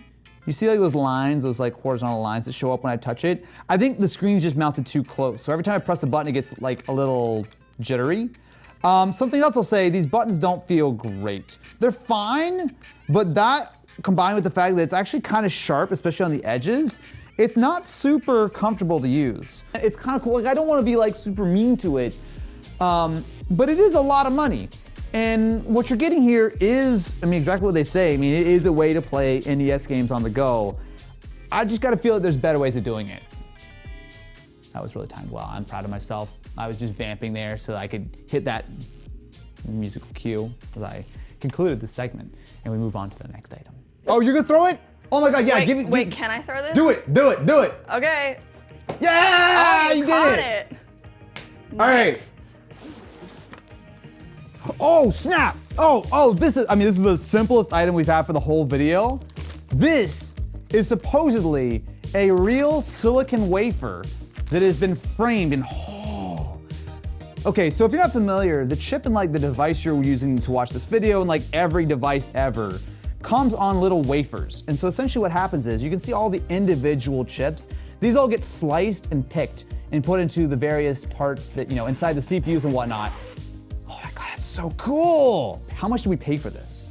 So we paid $155. Okay, so this is not cheap, but knowing that this is a legitimate real silicon wafer is really cool because like, if this was full of like iPhone processor or something, this thing would cost like $8,000 or whatever. Like it is incredibly expensive and good luck trying to get one from Apple. But you know what? I feel like this belongs to be on the set. After the video, of course, so we wouldn't ruin the continuity. Neat. Okay. Oh, it's the mouse thing. So this is that little super duper ultra light mouse. Yeah, so this is the whole fully built thing. Okay, so you know what? I think in my order, they just gave me one of their prototypes just because I guess they didn't have anything better to do with it. A lot of people like a super lightweight mouse. And it is hard to get any more lightweight than the guts of a Razer mouse 3D printed in this enclosure with some, I will admit, very slight escapes, even on this. I mean, for context, the Logitech Pro X Super Light is 63 grams. That, which you're holding in your hand, is 24 grams. So it is less than half the weight of an ultra light mouse. Let's get this thing hooked up. Let's play a game, shall we? What are you doing? I'm practicing.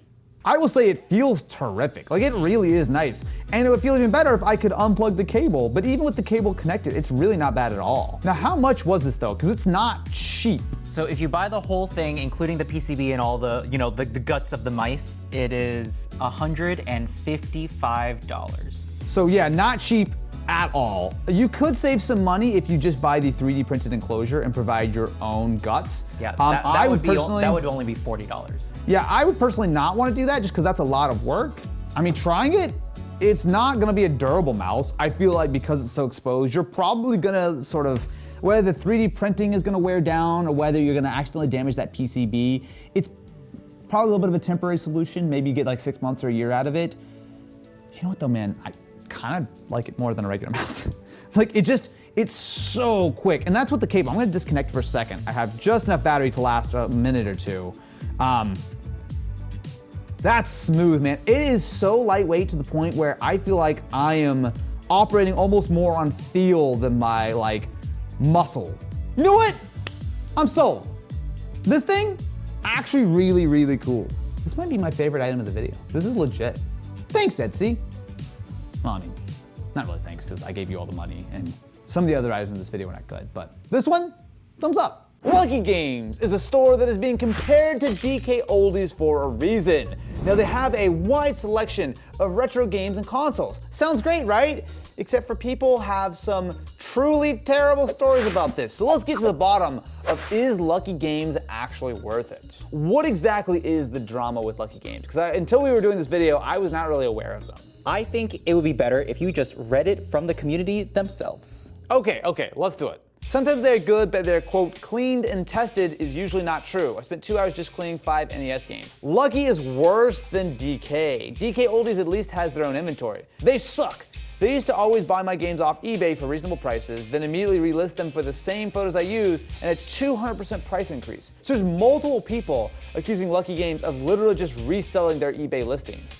Yeah, that seems not great. Let's see what we've got. Authentic Nintendo 64 system.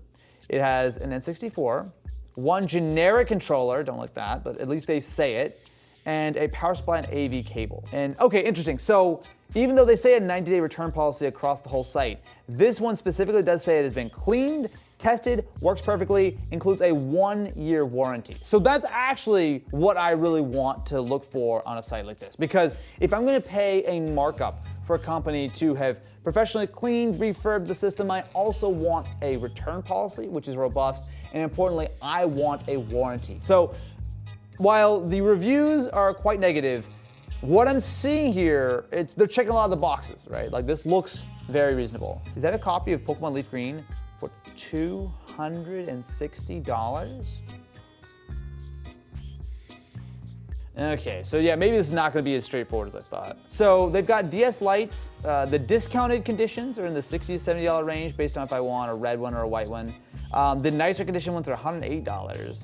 And the DSi XLs are expensive, that's $200. Okay, we're gonna do something a little different here. Because there's such a huge price disparity between some of these consoles and the condition, I'm going to purchase a great condition Nintendo DS for $182. And I'm also going to get a discounted system with some cosmetic flaws for $60. So we're gonna get both these and see, is it really worth triple the price? So with that, my friends, I have everything I need to place a very substantial order at Lukie Games to see, is this an actually good place to buy retro video games? Or are we about to get ourselves into a world of hurts? Only one way to find out, besides selling them stuff on eBay, apparently. It is our lucky day. So I have two packages here. So the first one is addressed to our good buddy, Mr. Pierre Luigi. But because this order was so large and conspicuous, I have a second package that was addressed to Ken, going to a different address. So believe me when I say, we're going to annoying lengths to make sure that we're not found out, because who could ever guess that Pierre Luigi is a pseudonym for Austin Evans? No one knows that. That's impossible information to find, unless you look at the name of the credit card, which is Social Austin Evans. But anyway, we're trying to do our due diligence to make sure that Lukie Games doesn't figure us out.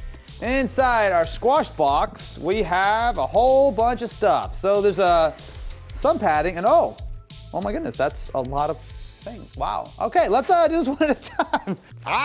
Okay, so we're gonna start out with one of the smaller items. So this is our Nintendo DS. Don't adjust your phone screens, my friends. We have two identical looking DSs. Now, these were ordered separately, so one was in one package, one was in the other. But essentially, one of these was a very affordable, cosmetically flawed DS. The other was one that was in, what do they call it? They don't call it good condition. They call it like great condition. Great condition. So I'm gonna try to figure out which one's which, because there was a massive price difference between the two. It was like 60 versus like 160 or something. It was triple the price. The cheap one was $60 and the other one was $182.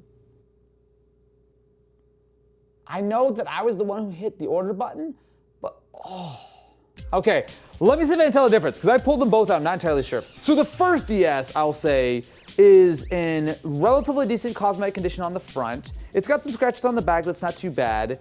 And it does have some wear on the inside, but it's in decent shape, I would say. I would say this is fine. The other one has some much deeper scratches on the outside, but other than that, it's actually in good shape. So the back looks fine, and the inside screen is a little bit better. Is this the expensive one and this is the cheap one? You are incorrect. Are you telling me that this is the expensive one? Yes, that is the one that you paid triple the price for. The only reason why this is in better condition is because this doesn't have as many scratches on the top. So if you're gonna grade the consoles based on that one, then that's the way you would pick it. But besides the scratches, which I'll admit, there's a lot of scratches on this, in every other way, this one is worse. I'm actually mad. You know what's gonna make you even madder? If you try to buy those same ones right now, the discounted one is now $58, and the great condition one is now $205. In the span of a week, they raised the price, especially on the nice one, over $20. Who is spending $200+ on the fat DS? This is the worst one. We do have further things to do. I still need to test that these actually work for games, but I am like actually mad. Are you kidding me? I spent $127 on a copy of Pokemon Sapphire, and they just chucked it in the box with the rest of it. They couldn't even like put it in like an envelope or something. Your $3 copy of Nintendogs, it gets a bag. Your $127 copy of Pokemon Sapphire, yeah, just throw it in. I'm gonna play with my $60 DS that was in better shape for this. So we're gonna test both of these to make sure they actually work. So I have a $17 copy of Nintendogs. So we've got Momo and Chi. Let's say what's up to Chi. Here's a balloon. Oh, there's a lot of stuff in here, thank you. Anyone want a balloon? This clearly works fine, So we're gonna go ahead and shut that down. All right, we're gonna try Sapphire now. Seems to be booting fine. Now, is there a save file? There is a save file, Misty. Oh, we're gonna play as Misty. What's Misty been up to? We've got Muddy the Marsh Tomp, who is level 35. Everyone else is level 12. Level 13 Gulpin, Boo the Whisper, that's pretty good. Okay, this does work totally fine. Let's open this copy of Sapphire up and make sure it's legit, and also see if the battery has been replaced or not.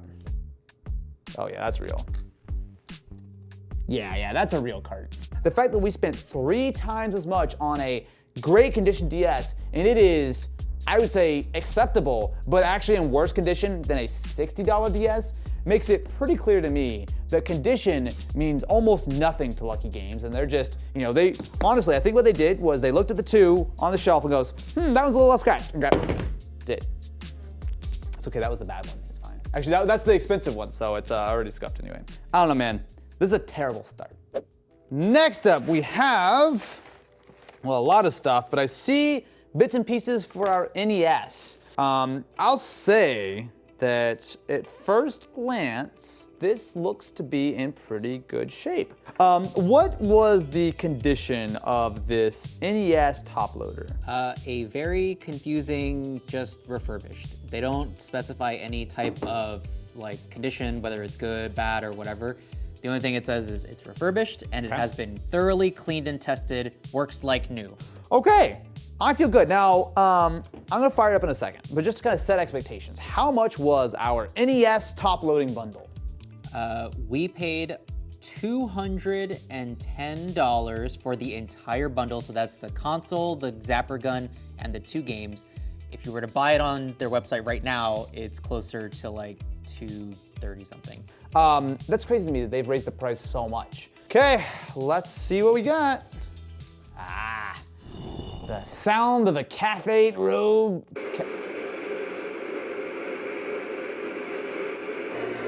Music to my ears. All right, let's try some Mario real quick, and then we'll do some Duck Hunt. Well, that didn't last long. One more time. That was even worse. Well, I'm just warming up. It's Do you really need to warm up for one? Gosh, dude, that's pretty bad. Oh my. Hey, edit team, you can cut that out, right? Not cut that into a sick montage of me dying over and over again. You just, cut it to oh, it works, and then we just fast forward through all that part. Yeah, thanks, that would be great. I mean, you're definitely better at this than Mario. Okay, that was uncalled for. That was rude. This is honestly really fun. As far as the actual NES, I have no complaints. It is in good condition, original controllers, everything seems to work, no concerns at all. The slight thing I have against it is just that it was a little bit on the pricey side. But I do know that these top loaders were a lot less popular, but to give Lukie Games a little bit of credit, I mean, we do have a 90-day return policy. This doesn't seem to come with a warranty, which is a bit of a downside, but at least compared to the DS's, specifically the expensive one, which is a complete ripoff, this is a lot more like it. Next up, we've got our N64. We got it. Look, it's literally. So, at first glance, it looks fine. I mean, obviously the gray N64, if we're honest, is kind of the lame one, because it actually had really cool colors. This is a controller designed for someone with 3 hands, and that's in fact 1 more hand than I have. So, can't get worse than that, now can it? Now I'm curious with Stadium. So this was not an especially expensive game, right? It was $30 or something? It was 40. $40, okay, a little expensive, but I mean, it looks fine. The label's still intact. Thankfully, no one ever filled out the "this game pack belongs to." Oh, now you can fill it out. I could. The reason why Nintendo did that was they wanted people to write on it so they wouldn't be able to sell their games or trade them. I mean, I'm just hypothetically saying that, but it was Nintendo. All right, let's give this a try, shall we? That immediately works.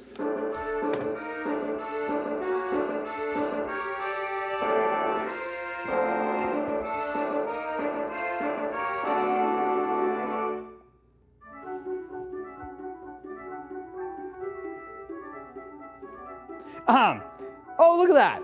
It's asking me if I want to connect my game pack. Why? I would love to.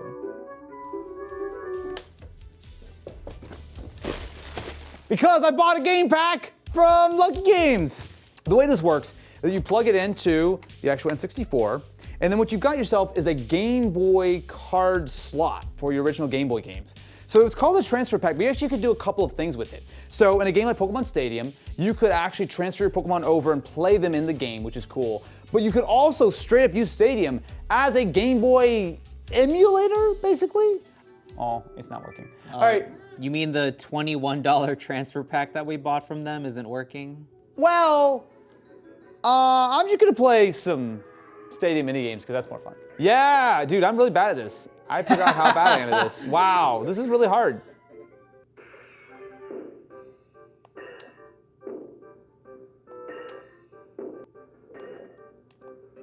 Yo, what's up? I'm the hard-hitting winner.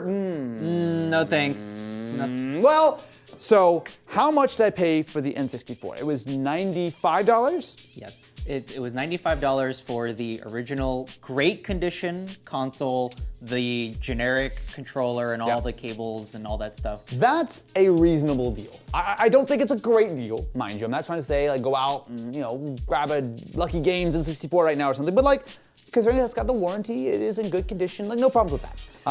20 bucks feels okay for the transfer pack as well. What about Pokemon Stadium? Is that like, that feels okay to me, but also I don't know, because like, some of these games are sometimes way more expensive than I expect it to be. Just the cartridge, which is what we got, you can get it for like 20, 25 bucks. Oh, we got ripped off. This is $40. If you pay premium prices, you should get a premium product. And I'll be honest, this feels pretty much like I could have just got this straight off of eBay, right? Like, yes, it is in pretty good condition, but I think back to the DS that was in supposedly great condition was worse than the one that cost a third the price. Like, I'm getting a picture here of what Lukie Games is all about. Next up, let's go back to our big box where we've got our Xbox 360.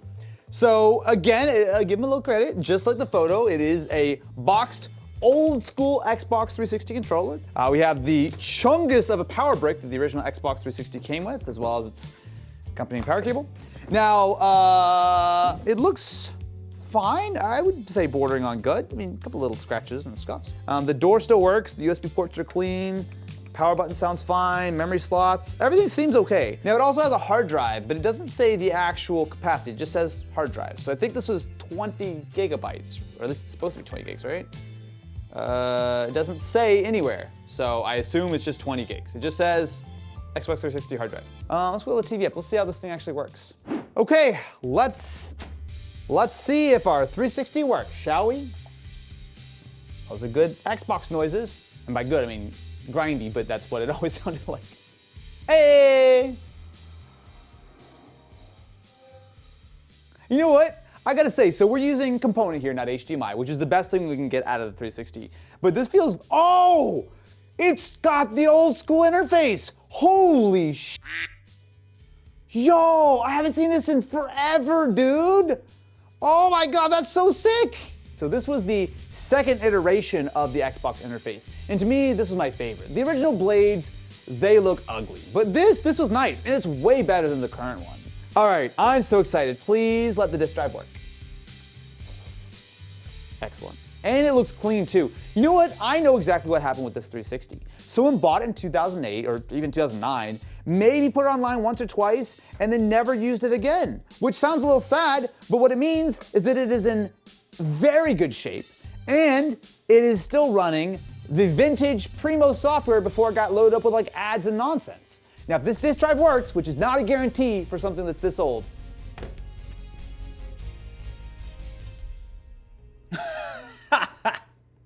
aww.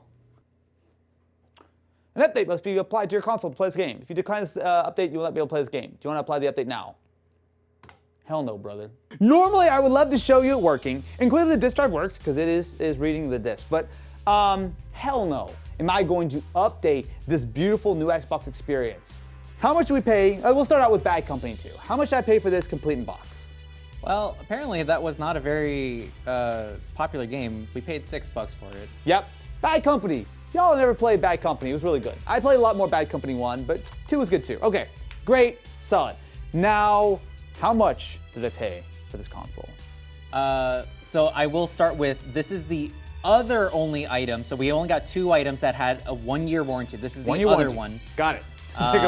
They're gonna need to honor that pretty soon if I use this. Yeah, and we paid almost $140. Wait, like 140? Yeah, almost. Wait, what? Yeah. I don't think I can justify $140 for this. As much as I personally love that fact that I've got this old school software, because here's the other problem, right? Now, yes, it is nice that out of all of our items, the 360 and the NES do have the 1-year warranty, but the problem is that people have had a lot of issues getting Lukie Games to actually honor the warranty on the consoles. So take that with a grain of salt. I'm happy that we now own an Xbox 360 with this beautiful interface, so every time someone talks about the glory days of Xbox, I can point them right here and point them to the fact that that's not red yet. But as far as value goes, this is not strong at all.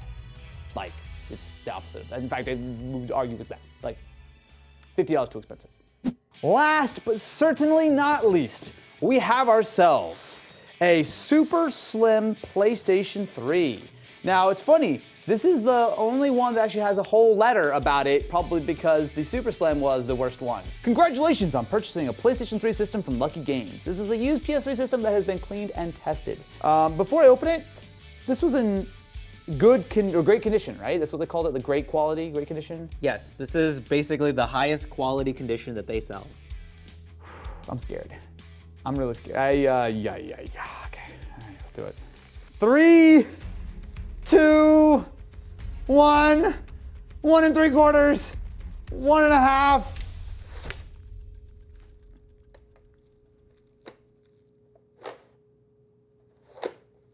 Okay.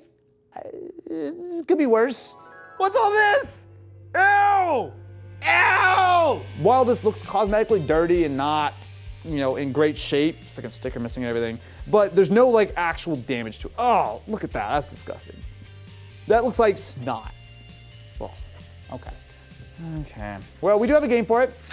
I actually have 2 games for it, because I just wanted to buy SOCOM for PS2 just because this is really fun. But we also have SOCOM 4 for PS3. Unfortunately, Ken's not here, so I'll play SOCOM in his honor. Here goes nothing. Okay. Hearing quiet PS3 noises. Hey! Huh? Oh, okay. Sound, but no. How do we get sound but no video via HDMI? What? All right, we got ourselves the XMB, the only interface better than the NXE. And it does show that we have a 160 gig hard drive, which has 130 gigs left, so that all seems fine. In fact, I would say more than fine. Like, this is in working order, and I will tell you that, obviously I'm not running anything yet, but it sounds very quiet. Let's try to play some SOCOM 4, and then we will determine if we got screwed or we got lucky. Get it? Because it's Lukie Games, and I was trying to make the joke. Oh. It's funny. Yeah. Oh. Whoa!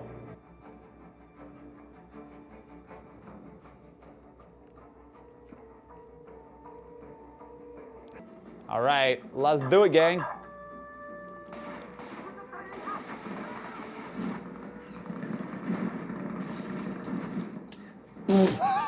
Wow, that was really fast. Huh. SOCOM's not what it used to be. I feel like it used to just be able to go pew, pew, pew, not die immediately. So, how much did I pay for, first of all, SOCOM 4 for PS3? For SOCOM, you paid $16. Not bad. How about SOCOM for PS2? The better game. $5. $5, wonderful. Okay, great. How much did we pay for our great condition super slim PS3? We paid $110.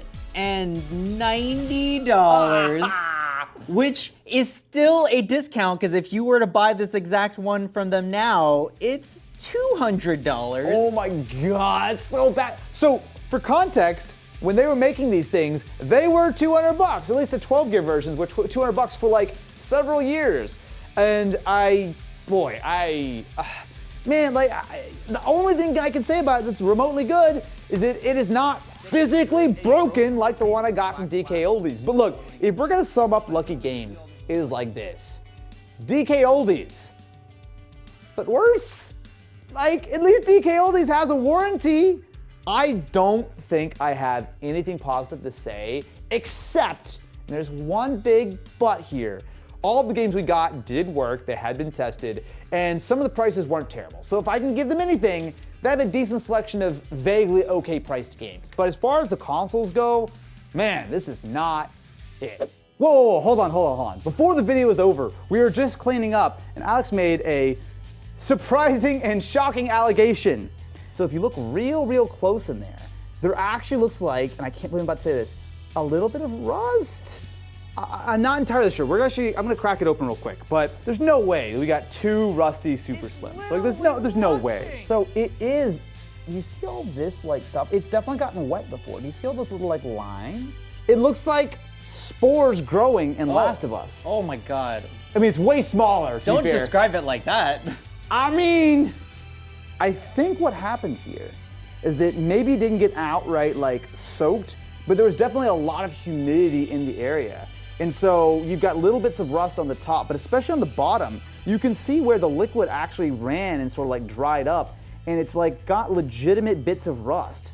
Yikes, man. Today we have one mission, to find the best tech and gaming gear from Goodwill. Last time we found some really solid stuff, but this time around we're going to be trying something new. Goodwill Finds is a website that is dedicated to the most high-end, premium, and rare items that you will ever find at a Goodwill. So let's see what we can find, shall we? Get it? Because it's Goodwill Finds, and let's see what we can find. I'm hoping to just earn some goodwill with the audience. So we can start with electronics, clearance, video games. Let's start with video games. Let's see if we can get this. Now I will say that last time I did this, I got way in the weeds. Like I was like arguing with people. I was like elbowing them virtually. I was like throwing bids that were way too high. Like I got a little into it, so I'm gonna try to be a bit calmer this time. Woo! PlayStation 1 for $27? Vintage Game Boy lot. That is not a real Game Boy Color game. Look, these are totally fake. A DS Lite with 4 games. Garfield. We've got Dream Day Wedding Destinations for the Nintendo DS. I want to play that now. Xbox, oh, no, this is an actual deal. Look, it comes with Titanfall, which was my favorite Xbox One game for the first like several years. I'm buying this. $116 for an Xbox One. Dude, I have seen 95 of 5,000 products, and this is just games. I haven't gotten into electronics yet. Ah, man, I'm gonna be here for a while. An Odyssey 300 by Magnavox. And it looks pretty much complete with the box for $27. Interesting. So know that the Odyssey, the original Odyssey, was one of the very first video game consoles of all time. I'm not sure what the 300 is, but for $27, I would love to find out. You know what? I think I have plenty to dig through here. I'm gonna go and load my cart up with stuff from Goodwill, and I'll see you on the other side, my friends, when my questionable decisions have landed in the studio. And now all of our items have arrived. In classic Goodwill fashion, I may have slightly overordered, like by a few things. So let's start out with whatever's in here, which I will say has gotten a little crushed. Ooh, I know what this one is. This is our wait, no, I don't know what this one is. What's this one? Oh, Super Pong! Not to be confused with regular Pong. Duper Pong? Regular Pong. Anyway, it's Super Pong. So we've got ourselves Catch, Handball, Super Pong, Regular Pong, and of course our digital scoring. A limited 90-day warranty. Boy, oh boy. We just missed it. I'm gonna register this real quick. We might be 47 years out of date. The fact that this was $60 on Goodwill, like this is a damn piece of like history in my opinion. What do we think paper from 1976 smells like? Oh, toilet paper. Hopefully from not 1976. It smells like paper. So there is a little dingus that comes with it. Oh yeah, that's what it's called. That's Well, no, this is pretty dingusy to me because we've actually got ourselves the switch box, which seems like it was potentially an optional accessory. Look at that. Wow. I love Goodwill. I love Goodwill. How cool is this? And the reveal is Super Pong. Dude, it's so minty. Who just donates this to Goodwill? I mean, thank you for donating to Goodwill so I can buy it at a very affordable price, but like, oh my God, dude. So we have loaded up our Super Pong with 4D batteries. We've connected it to our switch box via the RF cable on the back. So let's see if this works. Now we're on channel 3. Hey, look at that! And it's got color too! Imagine having a color television in the year 1976. What a revolution. Okay, start. Yeah, this is regular Pong. Wait, oh, we have 2 paddles each. Is this Super Pong? Boom! Okay, it's flickering so much, it's hard to see. Likely story. Do you not see this? Excuse me, are you trying to tell me that 1976 technology is not pristine by modern standards? Yo! The Pong winner! Let's go, baby! This is dope. This is more fun than any $60 game you can buy today. Nope. Especially Call of Duty. Literally name a game. Okay, that is correct, yes. Name a game is better. Honestly, this holds up. And the fact that, look at these graphics. Like, yeah, it might look a little janky, but look how smooth the color and the gradients are. The frame rate is flawless. The controls still feel good.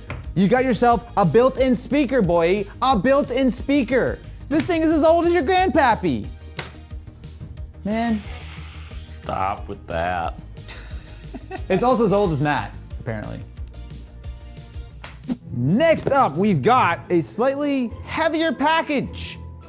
If only I had a nickel. Oh, a laptop. So I paid $66, including shipping, for this Windows XP era HP tablet laptop thing. First thought is that it's actually in fairly good shape considering how old it is. So this is a HP Compact TC1100. And oh my goodness, this is, what am I looking at right now? Did I pull it? This is the stylus? What a chungus! I have no idea how to open this. How do you activate? Aha! I found the secret lever. Oh my God! What the f am I looking at? Are you serious? This is how it works? Oh, we gotta plug it in. We gotta make sure this thing works. The only thing we're really missing with this is no, we do have it. We have the little nub. So we actually have, between the left and right click on the nub, we can fully navigate the interface. This is so cool. This is so cool. Also, I found out that it was released in 2004. This is almost 20 years old. Okay, I'm gonna fire this thing up. I have no idea who was buying a Windows XP tablet in 2004. Oh wait, last time we did our Goodwill video, they took out all the hard drives from the systems. Will this even boot? Well, only one way to find out. Okay, that's a good sign. We've got charging LED. Oh, it's on. Okay, it's just doing its thing. Please tell me there's a hard drive installed. Please tell me there's a hard drive installed. Yes, and that's Windows 7? What? So someone clearly used this for a while if they went all the way up to Windows 7 on it. Oh, that's not gonna run well. This is like a Centrino processor. This thing's gonna be laggy. If you look at it around back, it has like 4 little like chambers. So this looks like a battery, or maybe this is. Let's pour one out for Windows 7. And look, it's a polar bear! You know that dock, that swivelly thing that you used? That was an add-on. You have to pay $300 additional just for that, just for the, ability to swivel. So if I push this, oh my God, it just detaches. This is so heavy, bro. I mean, that was the sound of me peeing my pants. Oh, is that the sound when you dock and undock it? No way.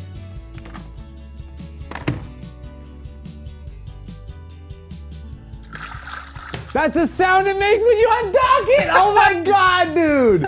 Are you kidding me? What noises am I hearing? You're hearing the noises of 2004, my dude. What? Watch this. That's the noise. That's the noise I make when I see a cool tablet from 2004. Oh, look, I can draw what I want. So I can say CPU, and it did it! Bro! Is this actually good? So we got Windows 7 Ultimate. It does have a Pentium M at 1.1 gigahertz, and yes, 768 megabytes of RAM. Apparently this is Paul's PC. Absolutely wild. And honestly, for something that is almost 20 years old, it is in shockingly good shape. I mean, yeah, little scuffed here and there, but like wild, absolutely wild. Oh, wait a minute, hold on a second. This was used recently. This has the new Microsoft Edge on it. That's so weird to think about. Look, it's actually got real Edge on it. Don't do this. Don't put old systems online, but whatever, it's fine. Let's do it, shall we? Let there be internet. Welcome to 2023, my little friend. But you know the part of the movie where the AI robot goes online and immediately decides it needs to wipe out all humanity? Yeah, that's just what's about to happen with this guy. How much was this brand new? So the one that you have right there sold for $2,300, not including the dock. So $2,600 with the dock? Yeah. Bro, we got this for like 70 bucks or whatever? Yeah, Paul went hard. Look at that. Welcome to Microsoft Edge. This is wild, dude.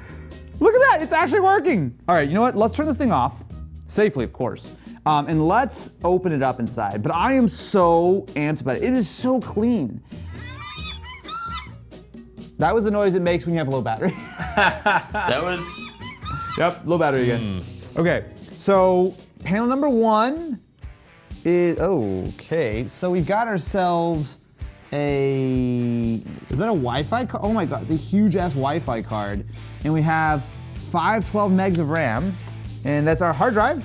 Okay, so this is a HP Toshiba hard drive. I can't even tell what capacity it is. And if we remove this, we should be able to, pop out the battery, which is a 3.6 amp hour. And they have all of our information about the modem, Windows XP Tablet Edition. Okay, this has no right to be anywhere near as cool as it is.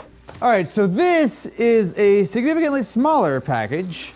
So this is a lot of games. Oh, it did come. Oh, okay. I actually know this. Okay, I got myself not only the game, Garfield, A Tale of Two Kitties, true modern classic, Spyro, which used to cost $20 at GameStop, a relative bargain, and Grease, the official game. I'm not sure they look a little different in the movie. Top it all off, we got ourselves a DS Lite. Someone clearly took care of their DS, which is not a common thing. Most of these DSs are in rough shape these days, and especially considering that someone donated it to Goodwill. Oh my God, it's like perfect.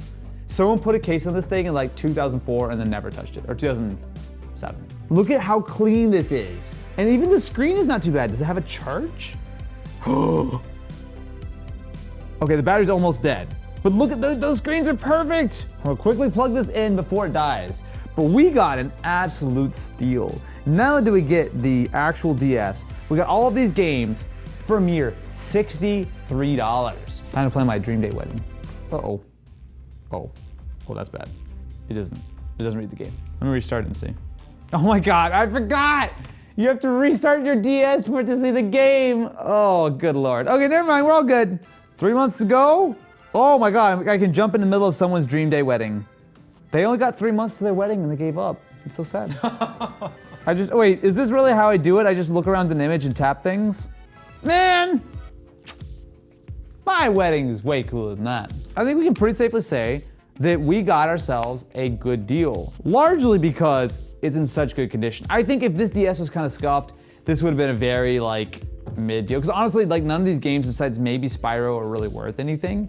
But the DS, having such a clean original shell and a console that seems to be fully functional, 2 huge thumbs up. Now this is an item that I tried very hard to get. Fragile, handle with care, thank you very much. This, my friends, is a Microsoft Surface RT. This was the very first proper computer that Microsoft had ever sold to consumers. And honestly, way ahead of its time. Now, this is running Windows 8.1, but one of the things that really made it unique was what was inside, because this was not using a traditional Intel or AMD processor. This uses an NVIDIA Tegra 3, which was an ARM-powered processor all the way back in 2012. Yeah, so we got like Qualcomm and everybody making it super competitive with ARM stuff today. Well, this was quite literally 10 years ahead of the curve. Unfortunately, it acted like it was 10 years ahead of the curve, because while Surface RT was a unique piece of hardware, the problem was that you think that app support is bad on Windows today on ARM? Try 2012. Nothing. Like, literally nothing besides Microsoft apps ran on this thing. Unfortunately, this doesn't come with a charger. So I'll be right back after I clean this up and find a charger that works with the Surface RT. But honestly, this thing is ridiculously cool. Like, it's a true piece of history. So this, my friends, is our Surface RT, which I will say has been lovingly cleaned because it was real gross and is now up and running. Now, you'll notice that I've specifically not disconnected our power adapter because the battery is dead.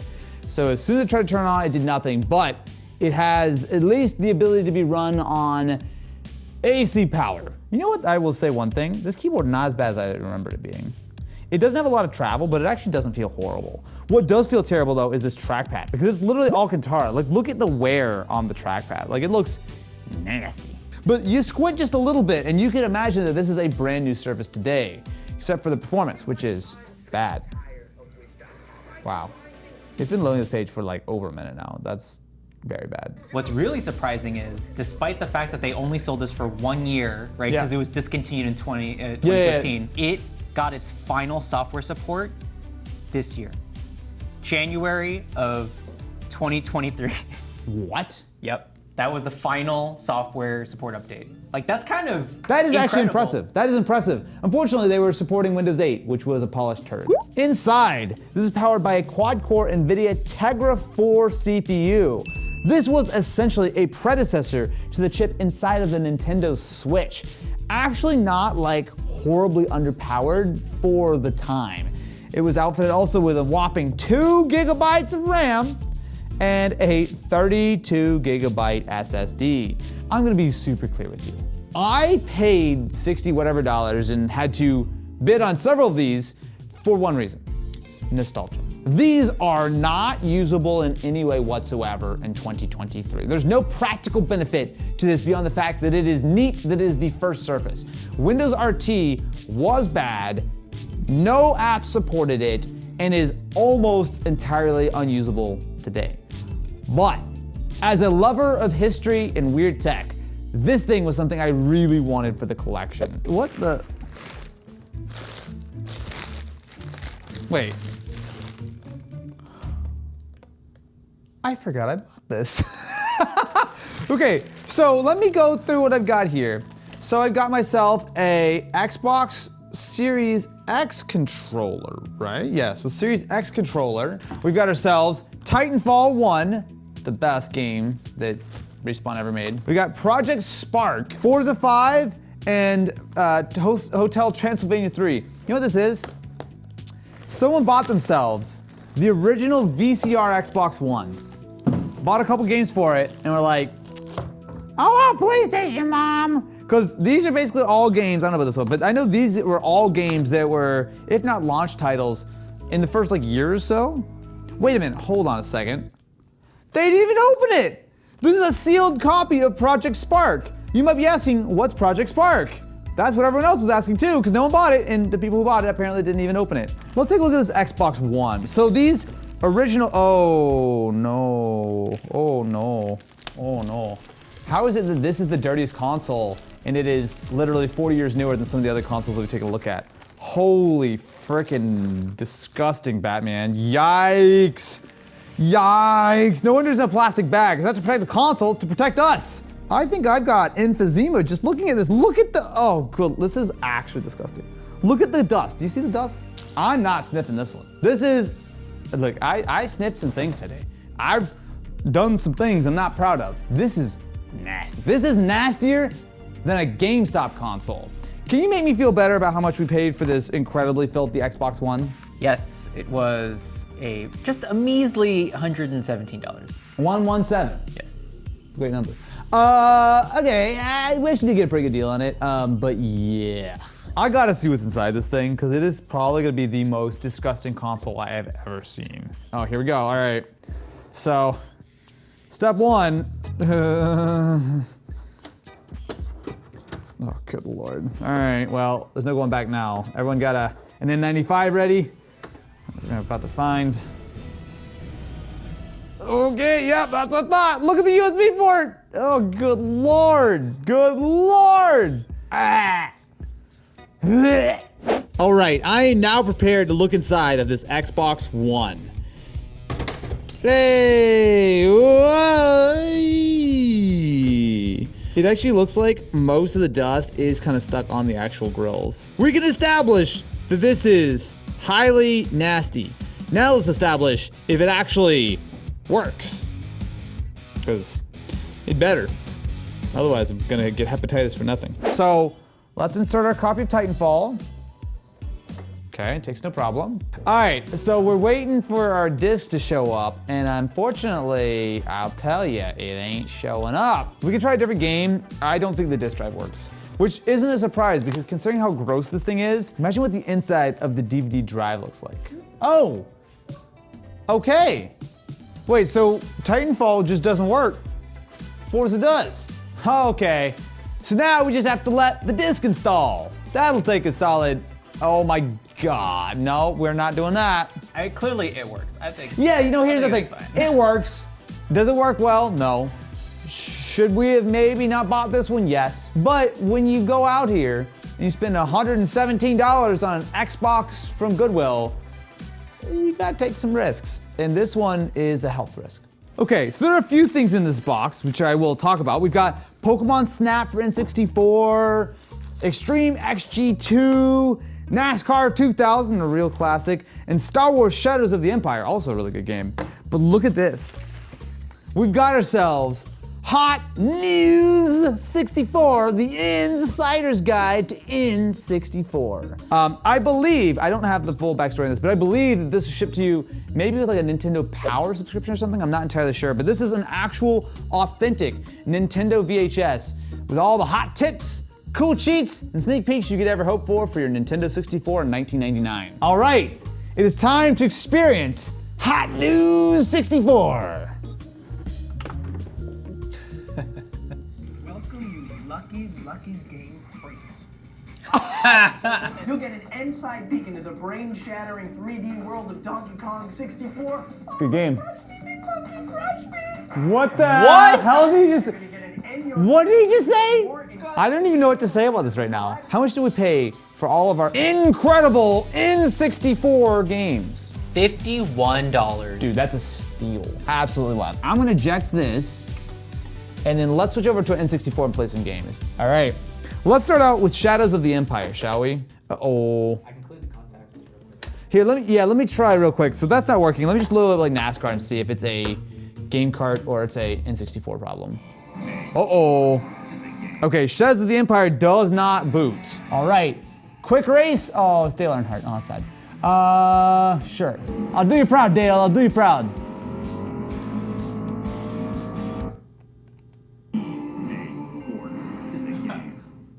Did the game just reset by itself?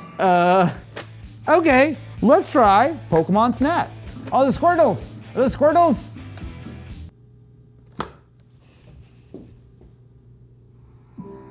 I think our N64 might be having some technical issues right now.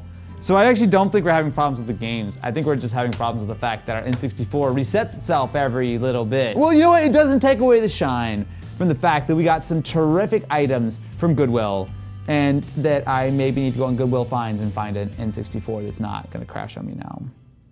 Next up, we've got ourselves what appear to be laptops. All right, so this is, yes, my friends, a Lenovo Chrome Yikes. Wow, that was...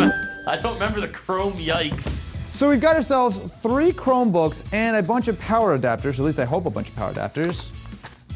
What the hell? Oh, this is a totally separate item. A totally separate item. We have 3 Chromebooks and our glasses for the Master System, the Sega Master System. That's not what I thought was in this box. Okay, so we'll come back to this after I'm done Chromebooking.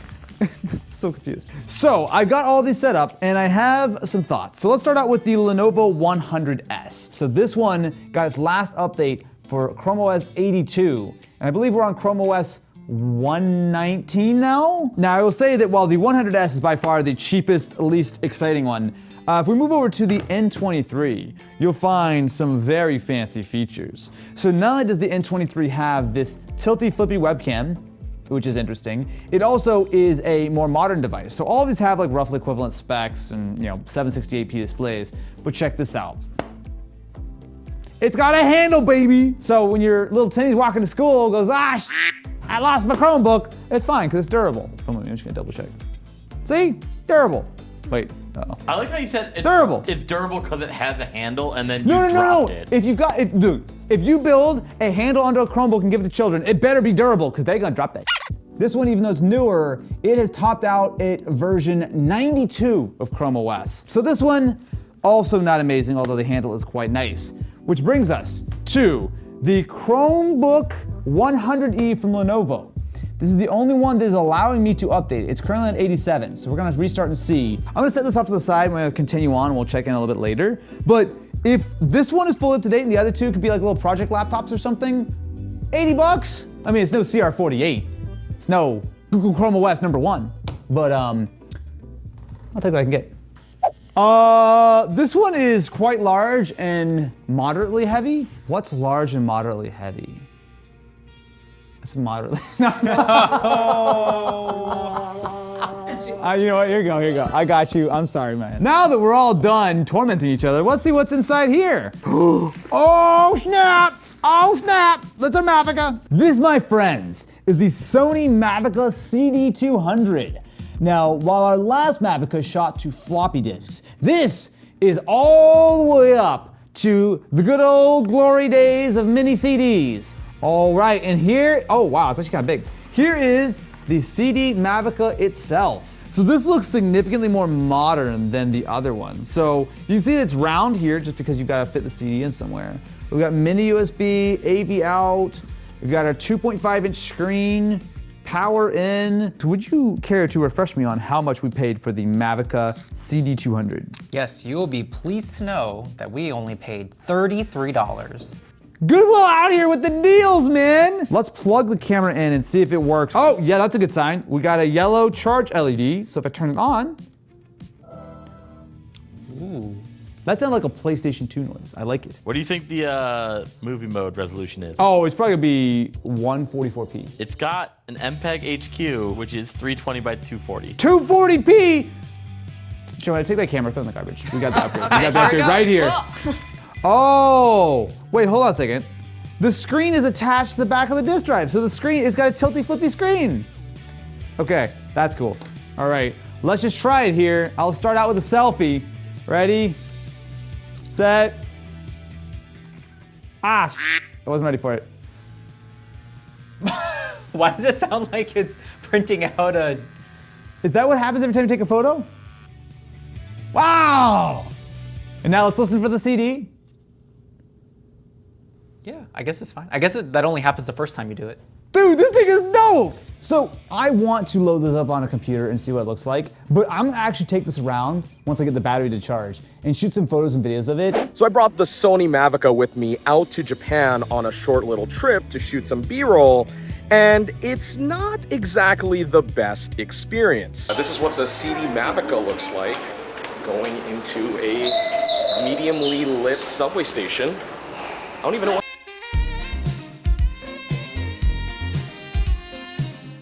I should probably check my Chromebook to see if it's horribly out of date and a complete pile of e-waste. Our Chromebook OS is on 119! This is fully up to date! So out of our 3 Chromebooks, one of which actually was able to go all the way up to the most recent build of Chrome OS. Now, how long it's gonna get updates for, I have no idea. But between USB-C, the fact that it's in decent shape, and the fact that we got this one and 2 others for 80 bucks, don't stop me now. Don't stop me. Because you're having a good time. Having a good time, Goodwill throwing to the sky like a firework. I don't have the rest of the lyrics of that. This is great! This is great! We going back. We going way back. This is one of the very first game consoles of all time. That, my friends, is the one and only Magnavox Odyssey. Now, this is specifically the 300, which has been upgraded with a fancy yellow color scheme. So this is slightly later because the first Odyssey came out in the early 70s. This one, I believe, is from the mid 70s. 1976, the Magnavox Company. Man, 1976, a good year for playing games at home. There's Pong and Odyssey, which could play Pong. Actually, no, sorry. It could play not Pong. It plays hockey, tennis, and Smash. And I play Smash all the time. Smash Brothers. Smash Brothers, you know. Oh boy, that box is flimsy and holy! It's so much bigger than I thought. Oh, what the hell? Oh my God. It smells like the inside of a 1972 Volkswagen Carmen Ghia. That's very specific. I spent a lot of time in the front seat of a 1972 Volkswagen Carmen Ghia when I was younger. So we've got ourselves the controls, which is the home team, which actually, wow, they've got like serious resistance. Wow, that's actually not as smooth as I thought. We've got our game selector mode, our skill level, and we've got a power switch. We're gonna go and find ourselves an adapter to make this work in the year of 2023. I think we might need several adapters, actually. Multiple adapters, probably a whole chain of adapters, and we'll be right back. Okay, so status report. We're not really having a lot of luck here. So with our Odyssey 300 that we purchased from Goodwill, as you can hear, it does seem to be playing a game. Unfortunately, we cannot get any video signal out. So we did buy this adapter as well as an entirely different Odyssey, this is a 4000, to see if this would work. And unfortunately, it is not getting any signal to the TV. Now, we can't exactly move on from here because the problem is that we don't have a power adapter for this Odyssey 4000. So technically, it could be this box, but my assumption is that over the last nearly 50 years, a capacitor melted, something went down to the point where clearly the game logic is running, but the video signal, sadly, is no longer with us. I mean, it was sold as untested. You know, we came with the box, it's fine. It is a little bit disappointing though. Like, I feel like there's a way that we could get this back up and running. It just might require technical knowledge far, far above my ability. So this is really well packed, and I'm not sure what's on the inside. You know what? I want to hire Goodwill to ship all of my packages from now on, because they have done a terrific job. Oh, I see why it's so heavy. It's our Master System power adapter. You know, the thing that weighs 17 pounds, Hey. right? Master System? Yeah, Sega. All right. So I think this whole thing is our Sega Master System. We've got Hang On and Astro Warrior, a combo cartridge. Afterburner, heck yeah. Great Basketball, better than good basketball. Great Football, better than good football. And Monopoly, the Mega Plus cartridge. This, my friends, is the Sega Master System. So this is about, 10 years after the earlier consoles looked like Pong and whatnot. Okay, here goes nothing. So, It's thinking about it. Hey! oh wow, it's actually, that's kind of hard to, holy. All right, I would say the 4 frames per second a little difficult. Yeah, but the picture looks great. It does look really clean, doesn't it? Afterburner also came out for the Genesis as well. Oh, I crashed. Uh-oh. All right, that's enough of Afterburner. Let's play a game that I definitely can't ruin. How about Monopoly? There's no space in Monopoly. That's Monopoly. That sounds like a disease. Was this not copyrighted in the 80s? I don't know. I'm kind of into it. Honestly, these graphics are shockingly good. Look, I like Monopoly, you know, as you do. I bought Monopoly for the Switch a couple years ago, and that version of the game not only ran worse, took longer to play, but was less visually interesting than this that came out in 1987. I'm impressed. How much do we pay for the Master System in all of these games? Well, all I can say is I'm really glad you did not kick it like a football, because this was our most expensive item at $170. I think worth it. I mean, Master Systems, to be fair, it's not like amazing condition or whatever, but the fact that we have these games, we have like the original like manuals and stuff, like This is legit. And I'm gonna keep saying it over and over again. The fact that these are just donated to Goodwill is crazy to me. To pair with our Master System, what's all the rage today? Apple Vision Pro, Meta Quest 3, how about Master System VR goggles? Yep, you heard me right. These are actual glasses that you are supposed to put into your Master System, and they will give you a 3D input of some kind.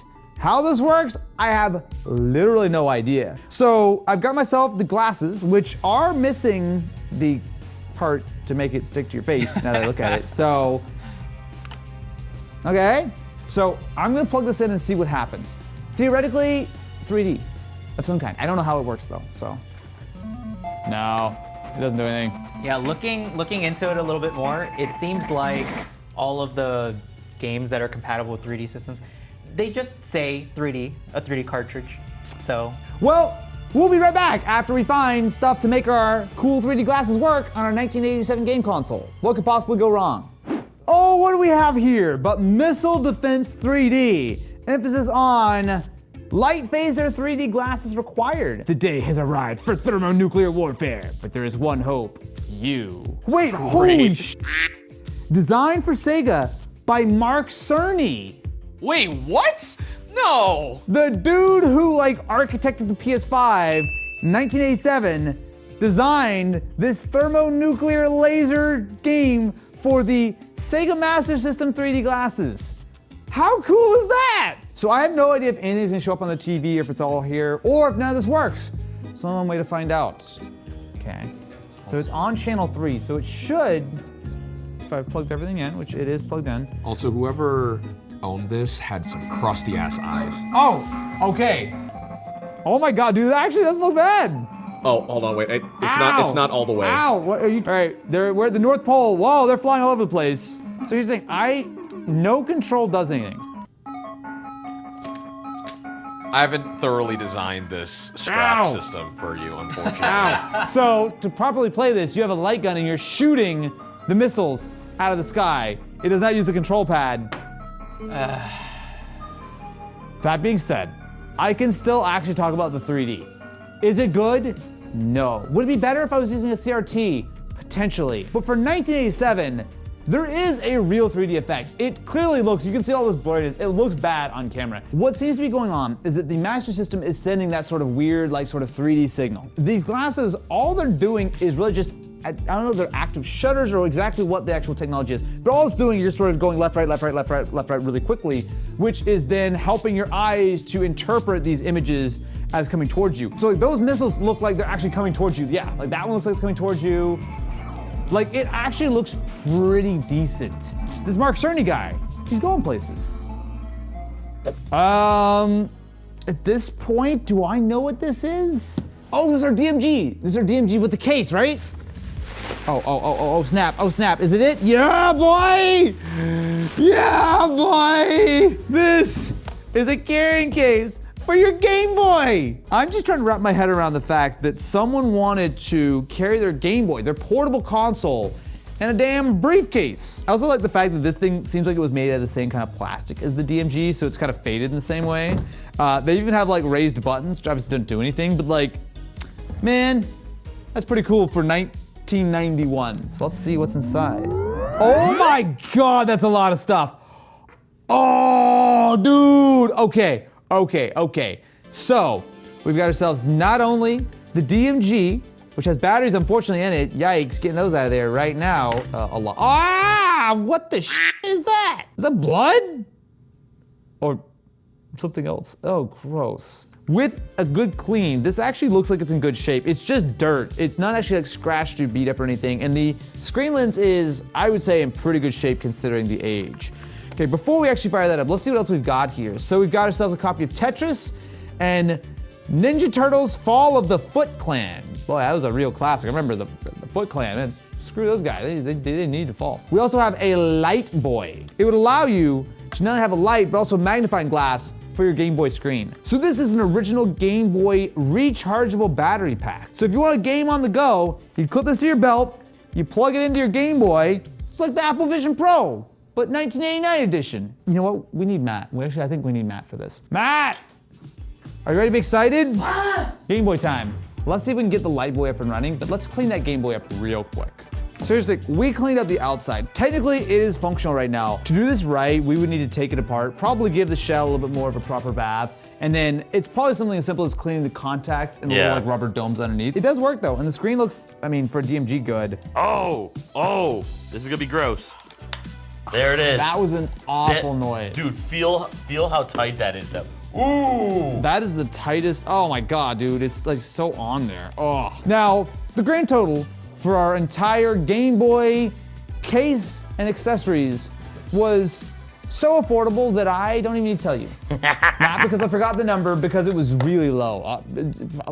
Think about a number in your head. It's less than that. Because it only cost us the low price of $160. So affordable. I'm sorry, can you repeat that? I'm hard of hearing. $160. $160? It was something like that, you know. Just give or take a little bit. Hey, look, but Matt, look, it comes in the carrying case. It's got the Light Boy that doesn't work. Honestly, the carrying case for me. If you like that $160, then you'll like the actual price, which is $111. I don't know where you got $160 Oh, from. it was $111. Look, what a great deal! I totally didn't think that I bid. Oh no, I bid $160 on it because I didn't want someone else to get it, but we got it for $111. I forgot that. Thank you very much for watching. Make sure to subscribe to the channel and ring the ding-a-ling button for some more Goodwill shenanigans. And until next time, I'm gonna go elbow some sweaty nerds on GoodwillFinds.com to get my sweet, sweet new deals. Don't you even think about going to Goodwill and stealing all my future video items.